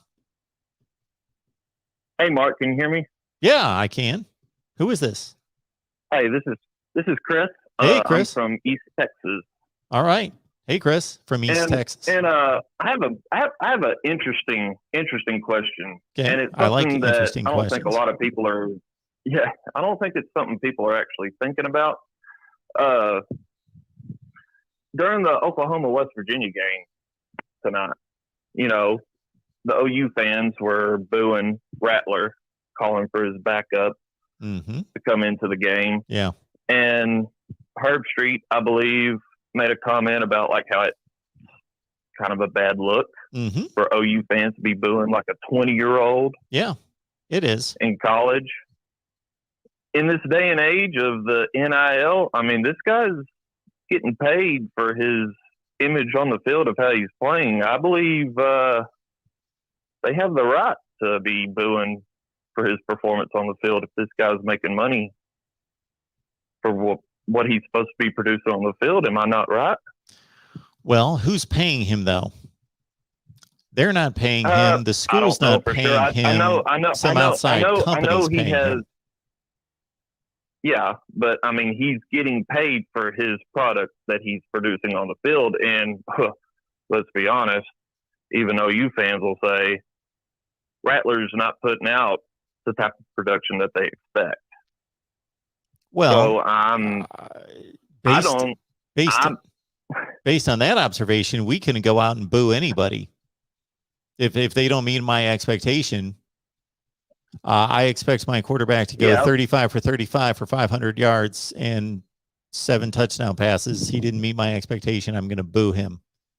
We've got the right to boo anyone. I could go down to a Little League game down the street and stand there and boo a bunch of 12-year-olds if I want to. I've got that right. Hey, look, I'll go out. But I don't think it's. I'll go I out think and it's boo also my 6-year-old daughters in a T-ball game myself. I ain't even gonna lie. I'm just saying by like what Herb Street said on the air tonight about how bad of a look it was for. It is a bad look. His own fan I base agree. to be booed. I don't believe it is. I think it's also stupid. The guy's being paid for his name, image, and likeness and his production on the field. Are those fans? First of all, there's so many ways to tear this apart. One would be that there are 22 players on the field at any given time. Right. There are probably 40 players that are going to participate in that game. Are those fans smart enough, or do they know enough about football to dissect the play of all those players to determine that it's not just Spencer Rattler who's contributing to that being a close game? It's a bunch of other guys. Are they booing them? Do they know enough that the right guard just blew a block and allowed the running back to get tripped up for a 2-yard loss? No, because they're a bunch of morons that really don't understand the game of football. And so they don't know that. So are they going to boo those guys? Are they also understanding that if they want their football program to succeed, all they're doing is showing recruits that if you come here and we play a close game against a pretty good football team, it's not like we're playing Sam Houston State and it's, 16-13 at the end of the game. We're playing a pretty good football team, but that's not going to be good enough. And we're going to turn our backs on you. You know what's going to happen next week? If Spencer Rattler goes out there and throws for 400 yards and 5 touchdowns, they're all going to be cheering because he's great. They're going to be cheering. Yeah, for him. and you know what? My opinion. I was saying that tonight. Absolutely, because we've seen it a million times, and that's their right.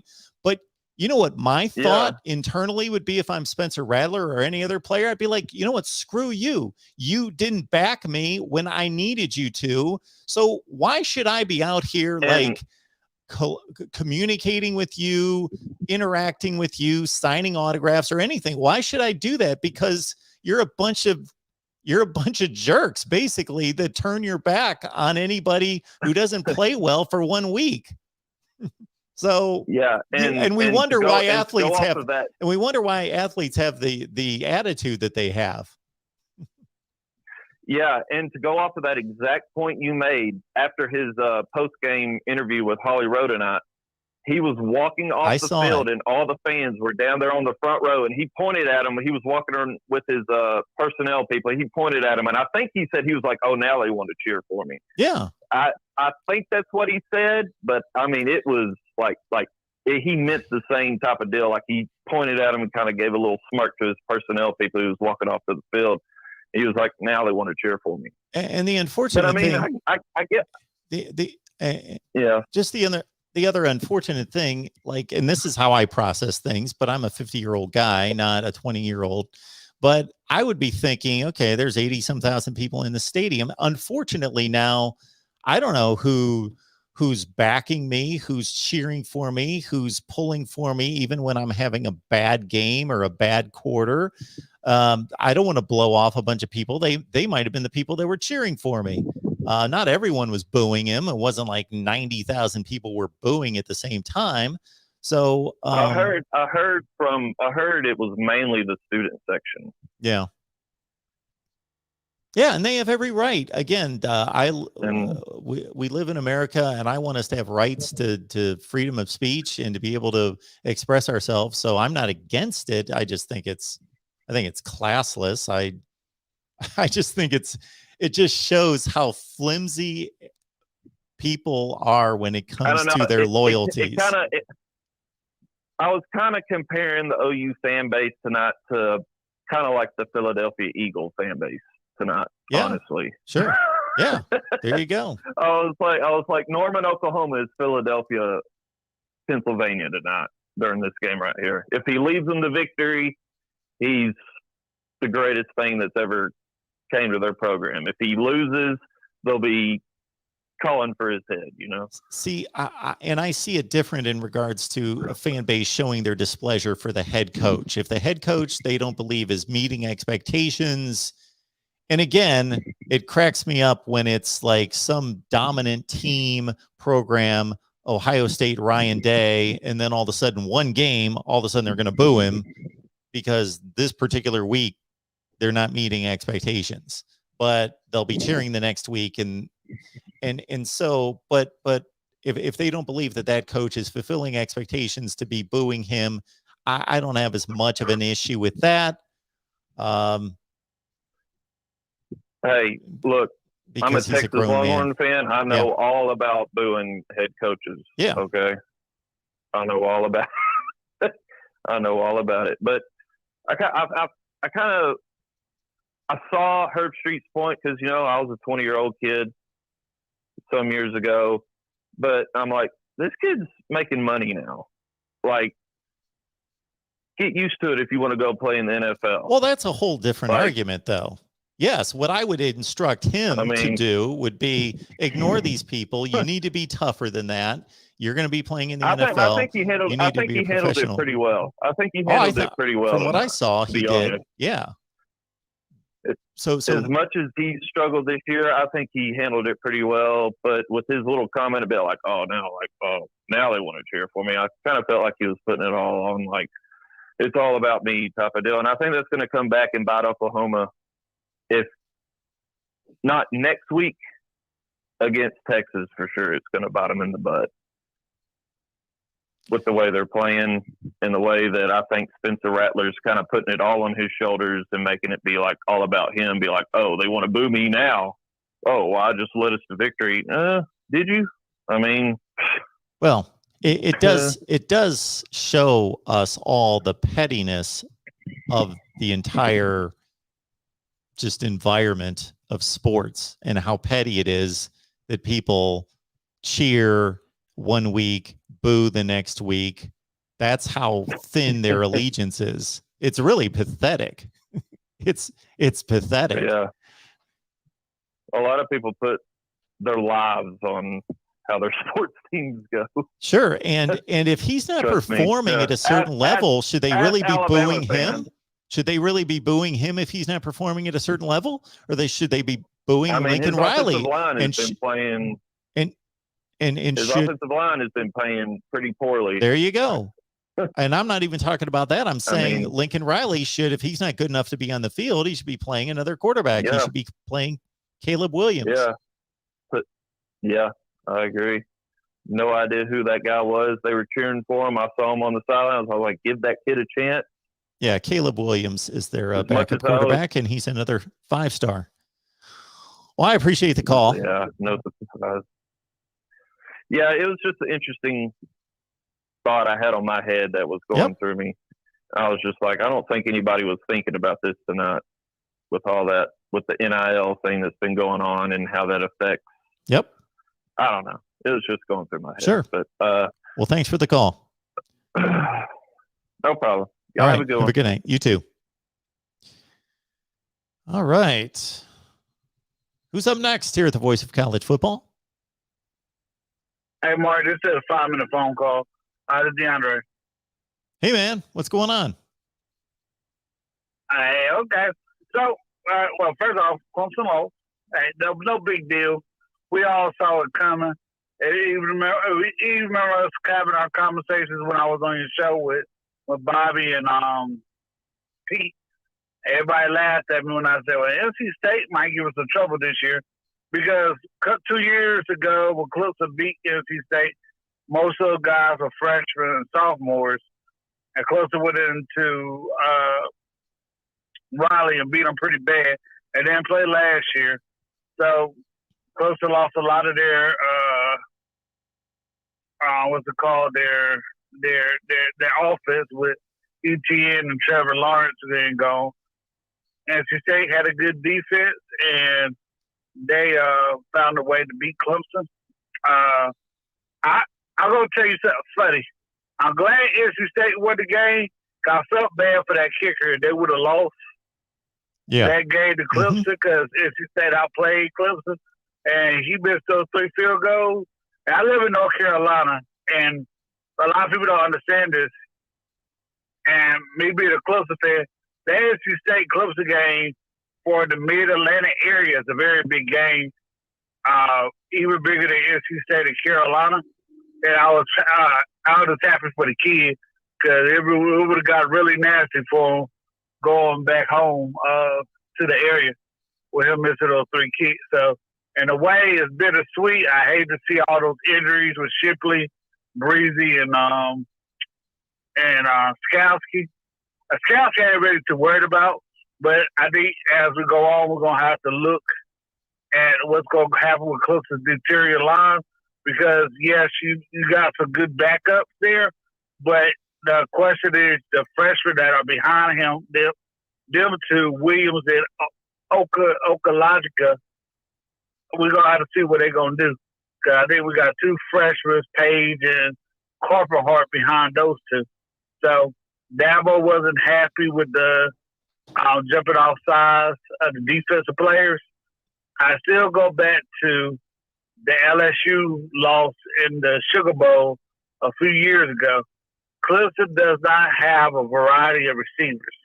When Clemson was winning their national championships or being competitive for national championships, you had Tyler Renfro, who was a slot receiver.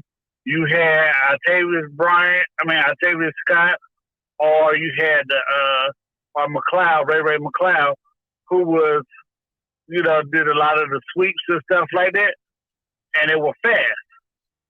And then you had a deep ball person, and Mike Williams or Dean, or you go to Higgins his 1 year. But it just doesn't seem like we had any verification in the offense. I remember in our conversations with Jason, I said I thought we should have brought Chad Morsey to be an analyst.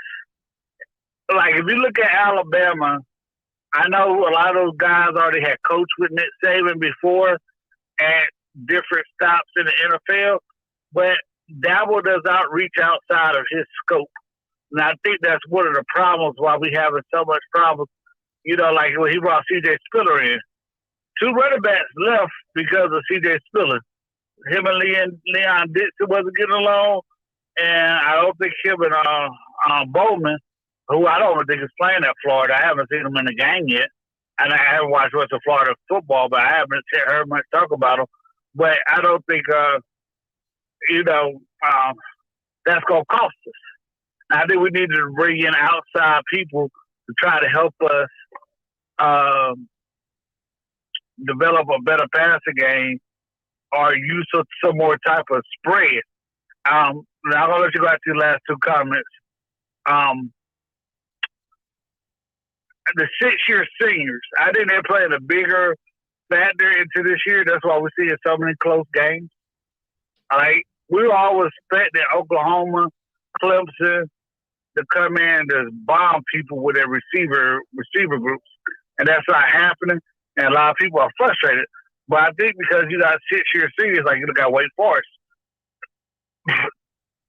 they're making a difference in some of the outcome of the game. And I think that's one of the biggest differences. That's why you see so many close games. Because we saw Fresno State hang with Oregon.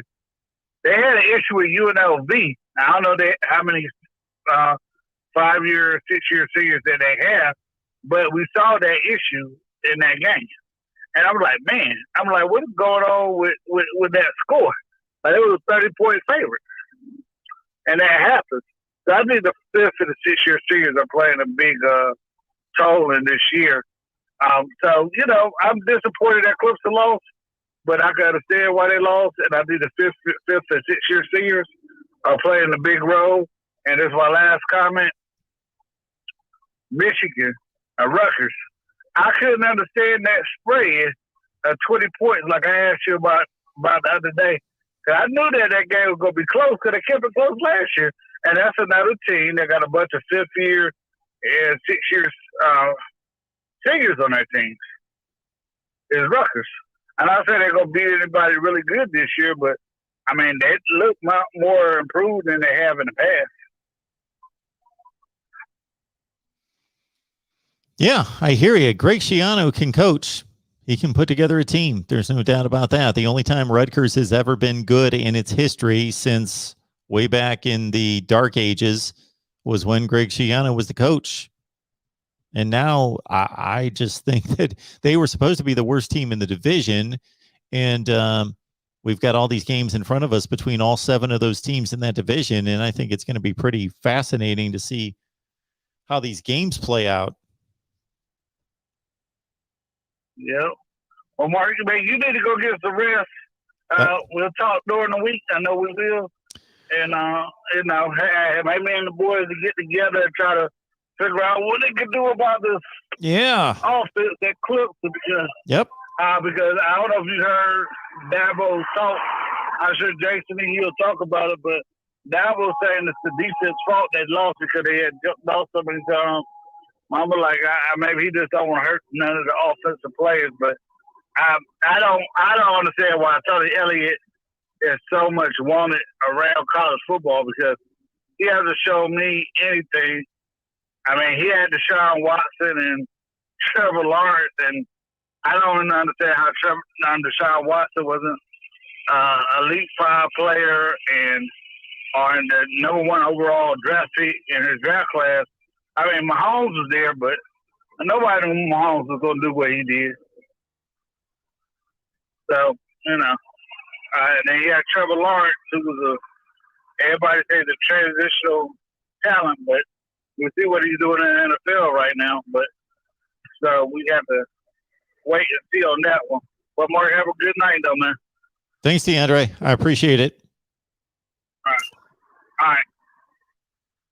Well, thanks so much, everyone, for calling. I want to address the comment on the screen because there was another one like that, too. And I understand that that's a very stated in a very nice way. You're going to get to my super chat, Mark, because sometimes I'll miss a super chat and people go berserk. And I understand because I hope you understand that I am very, very appreciative of any super chats. And I always post them to the screen. And I always read them off and show my recognition and appreciation for them as much as possible. I'm going to show you something here in a second. You're not going to be able to hear me since the mic's on, and I'm going to be turning the monitor around. But I will show you that I can only see what I can see. So if we want to continue to use this application where I'm taking your comments and posting them on the screen, which is the main reason why I use this application. It's a $50 per month application that I use and the selling point to me was that I could take your comments and I could more recognize them by posting them on the screen. But the problem is that if somebody pops up a super chat and it goes too far down into the list, I can't go back and post it. And then I can't even go online and go back that far and look at it either. Because if you go, like if you guys right now go to the live chat, try to go back as far as you can. Well, you can only go back so far. So I apologize that at times there are times when super chats come through and I can't read them. Understand this. I would love for this show to become popular to this extent someday, but I would, if this ever happened, I would do something to accommodate the super chats and make sure everyone was recognized. But there's a political show in particular that I know of. I don't really watch it. I'm just from a YouTube standpoint, like to check in on it. And there are like 30,000 people watching this live. And so the super chats are they're just blowing by like a pinball machine. Just so obviously they don't read anybody's super chats. None. They may pick out like 3 out of 1,000 on a show. You know, I want to read all of them. Now, obviously, someday I would love the super chats to be going. Then I would figure out some way to gather them and have somebody post them and recognize them, and I would answer them or something like that. We would have to handle it in a much different way. Obviously, we don't have that problem right now because I only get a few super chats per show. But I do not intentionally bypass anybody's super chats, and I do everything I possibly can to recognize them. But there is no way for me to find them at this point until the show goes final, and then you can go back and watch the entire show. But it's just not feasible right now, and I'll show you exactly what I'm looking at. So you're not going to be able to hear me for a second, but you're going to see the screen, and you're going to see what I see.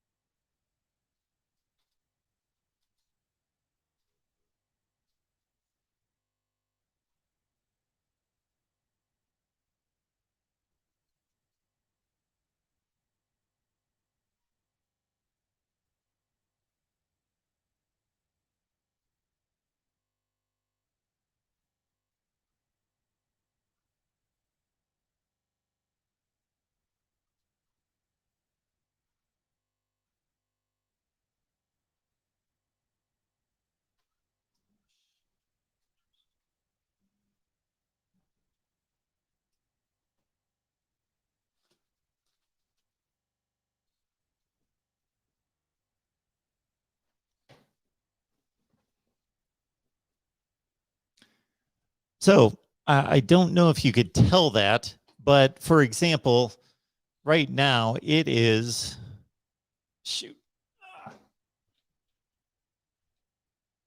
right now it is 2:26, and I was posting a comment from like 1:54, and I could only go as far back as like 1:52. Like right now it is 2:27. Cheryl just said that.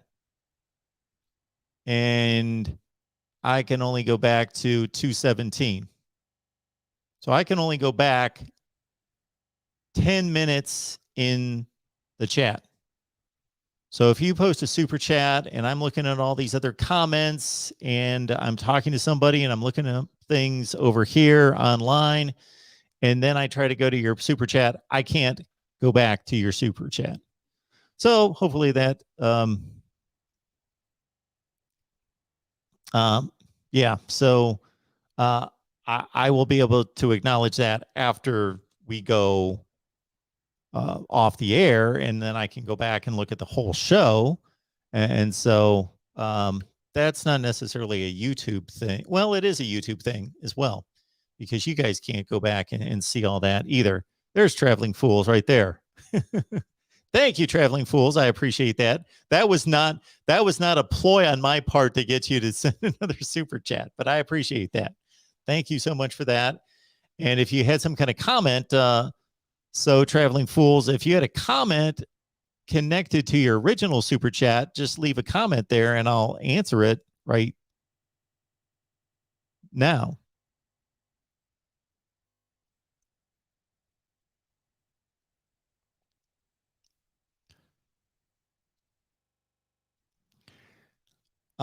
C. Jenkins, I'm going to address not necessarily Joel Klatt, but these rankings, because I know I tout my own rankings, and the only thing about it, I state all the time, they're not perfect, they're not flawless. I never claim that they're perfect or flawless or they can't be disputed. All I claim is that they make sense based on the results on the field, and Oklahoma is a perfect example of this. Oklahoma played one game. So Oklahoma was preseason number 3, number 4. They played one game. They played Tulane. They barely won 40-35. And that was my first ranking. There was only one game played. So I did not rank Oklahoma because there's all sorts of teams across the country that could beat Tulane 40-35. So they did not earn a ranking at that point.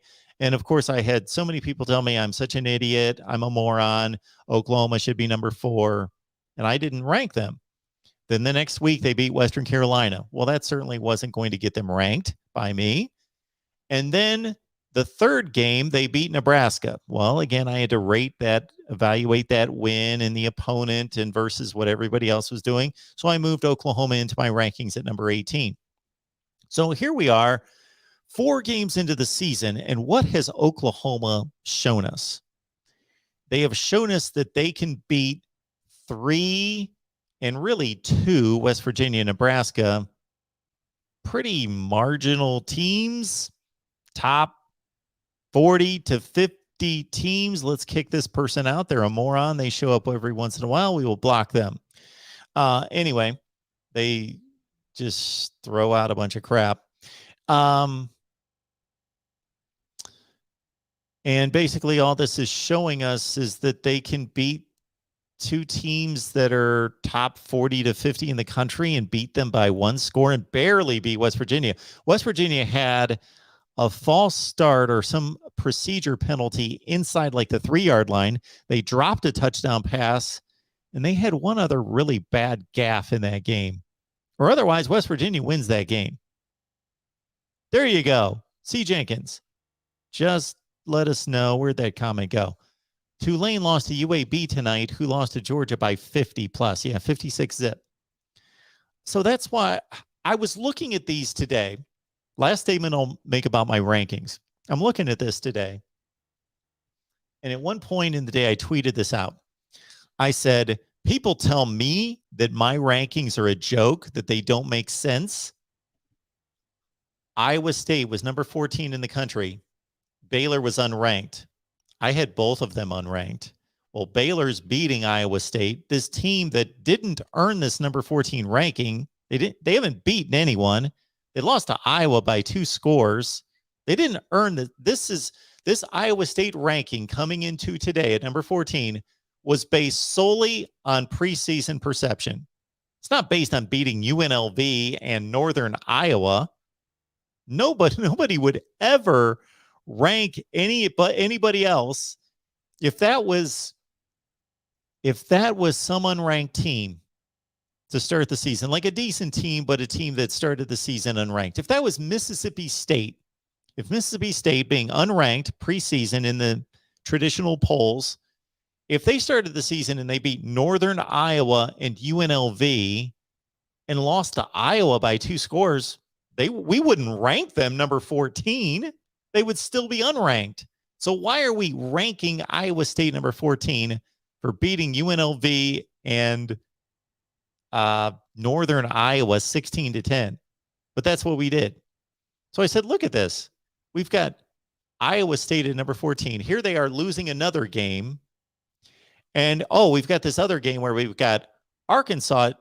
I had Arkansas number 7, Texas A&M number 15, because Arkansas actually beat a pretty good Texas team, and Texas A&M hadn't beaten anyone. And their win against Colorado was fortunate. So I had Arkansas 7, Texas A&M 15. Well, those polls had Arkansas 16, Texas A&M 7. And I'm like, and then the other one was, what was the other one? Anyway, there was another one. I wish I could remember what it was. It was a better one than that. Oh, Clemson. They're number 9. They're number 9 in the country. Why are they number 9? I've got them 24. I thought that their performance against Georgia, only losing by a touchdown to arguably the best team in the country, at least earned them into even though that's a loss, it was a strong performance defensively, of course, that put them. I placed Clemson at 24. Well, what did they just do? They just lost again. So they were 9. I don't know where they're going to go now. They've got 2 losses. I don't know what you do with that. Who did North Carolina State? Who were they before today? They lost to Mississippi State by a couple scores. Yes, C. Jenkins, Clemson should be unranked. I had them 24, so you can be sure that they're going to be out of my rankings. So I'm thinking, while I tell you guys all the time, I'm not trying to predict something. I'm just giving a resume ranking. What it tells you is that the teams that have been playing well, that I've rewarded in my rankings, continue to play well, while these teams that haven't done anything that we prop up in the rankings continue to underachieve. Therefore, my rankings have almost been a predictor of what happens when we prop these teams up that have done nothing, and we continue to disregard these other teams that have earned something, but we have to kind of hold them down. Well, what do you have to do? Now, this week, after Arkansas just beat Texas A&M, and they didn't kill them, but they beat them pretty solidly, 20-10, and they physically beat them. Traveling Fools, sorry, you were on hold. You gave up. I took out my earpiece, so I don't know what's on there. And I asked for no more calls. I could take your call if you call back. But anyway, my point is, so Arkansas was 16. Let's say they go up to 9 this week in the AP poll, and Texas A&M falls from 7 to, what are they going to fall to? 16. So here you're going to have Arkansas, who's done all this, and they're going to finally get up to like number 9, and Texas A&M is going to fall to like 16, and Texas A&M has a loss. They barely beat Colorado, and they played in New Mexico and Kent State, and Arkansas drilled Texas, and they beat Texas A&M handily. Can you imagine if those resumes were reversed? If Texas A&M had done what Arkansas has done this season, and Arkansas wouldn't even be close to being ranked. We wouldn't even be talking about them. A&M would be like number 4 in the country right now. If they had a 3-score win against Texas and they beat, if it were possible, themselves by 2 scores. Shoot, Texas A&M right now would be, people would be talking about them playing for a national championship. Does Texas A&M still have the best defense in the country? Somebody must have said that at some point. I did not. I said they had a top 5 to 10 defense. So, yeah. The rankings, and it'll be funny because I'll release my rankings, and even though they continue to prove themselves, there'll be more people that will be making comments about my rankings. Well, I appreciate everybody being here. And yeah, thanks for joining tonight. You guys have a great rest of your weekend. I will come out with my top 25 that actually makes sense sometime tomorrow. And we'll be live here Monday, if not tomorrow, but Monday for sure. And I thank you all for your support, and I appreciate it. And we will see you soon.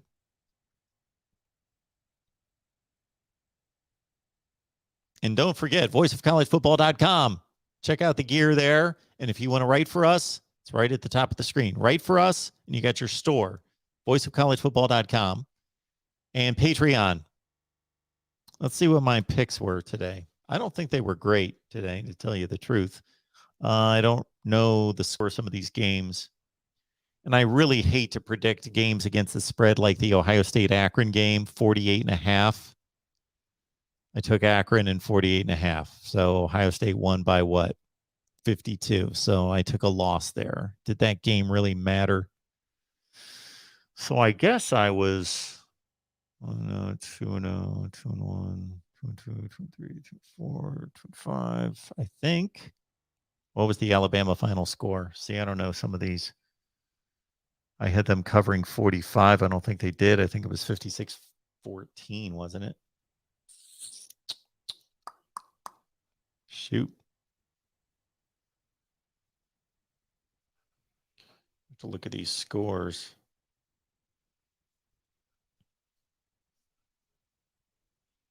Oh, good. Bama covered. All right, I'll take it. How about that? What was the other score I wasn't sure about? 1-2-1, 2-1, 2-2, 2-3, 2-4. Kansas State and Oklahoma State. I don't think I. Why was I even picking that game? There was no top 25 team involved. I just wanted to pick that game. 31-20. I did not cover there. 1-0, 2-0, 2-1, 2-2, 2-3, 2-4, 2-5, 3-5, 4-5, 5-5, 6-5, 7-5, 7-6, 8-6, 9-6, 9-7, 10-7, 11-7. What was the final Oregon? They didn't cover, did they? 7. Where's the Oregon game?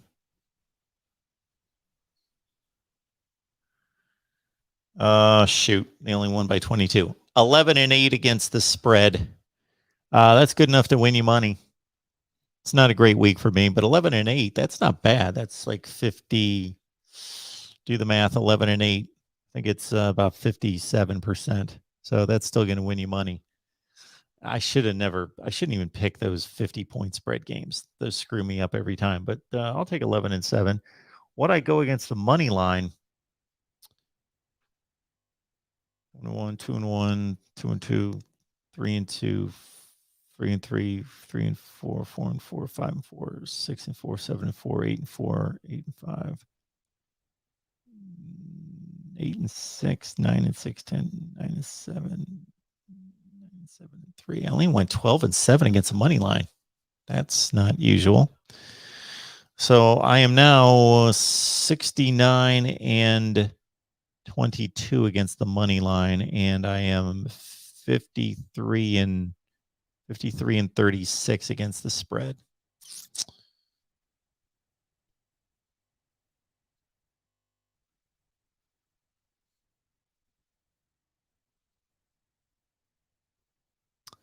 All right, good stuff, folks.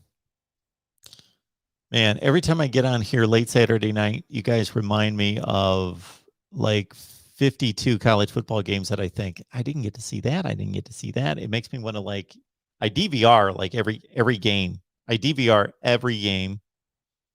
And Oregon did not beat the spread this week.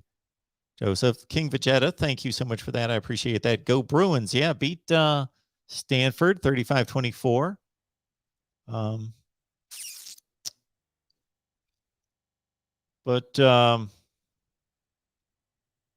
Yeah, it makes me want to stay up all night and watch the games that I missed. Or maybe get on YouTube and watch the cut down versions. But I appreciate you all being here. Top 25, that actually makes sense. It's going to be out sometime tomorrow.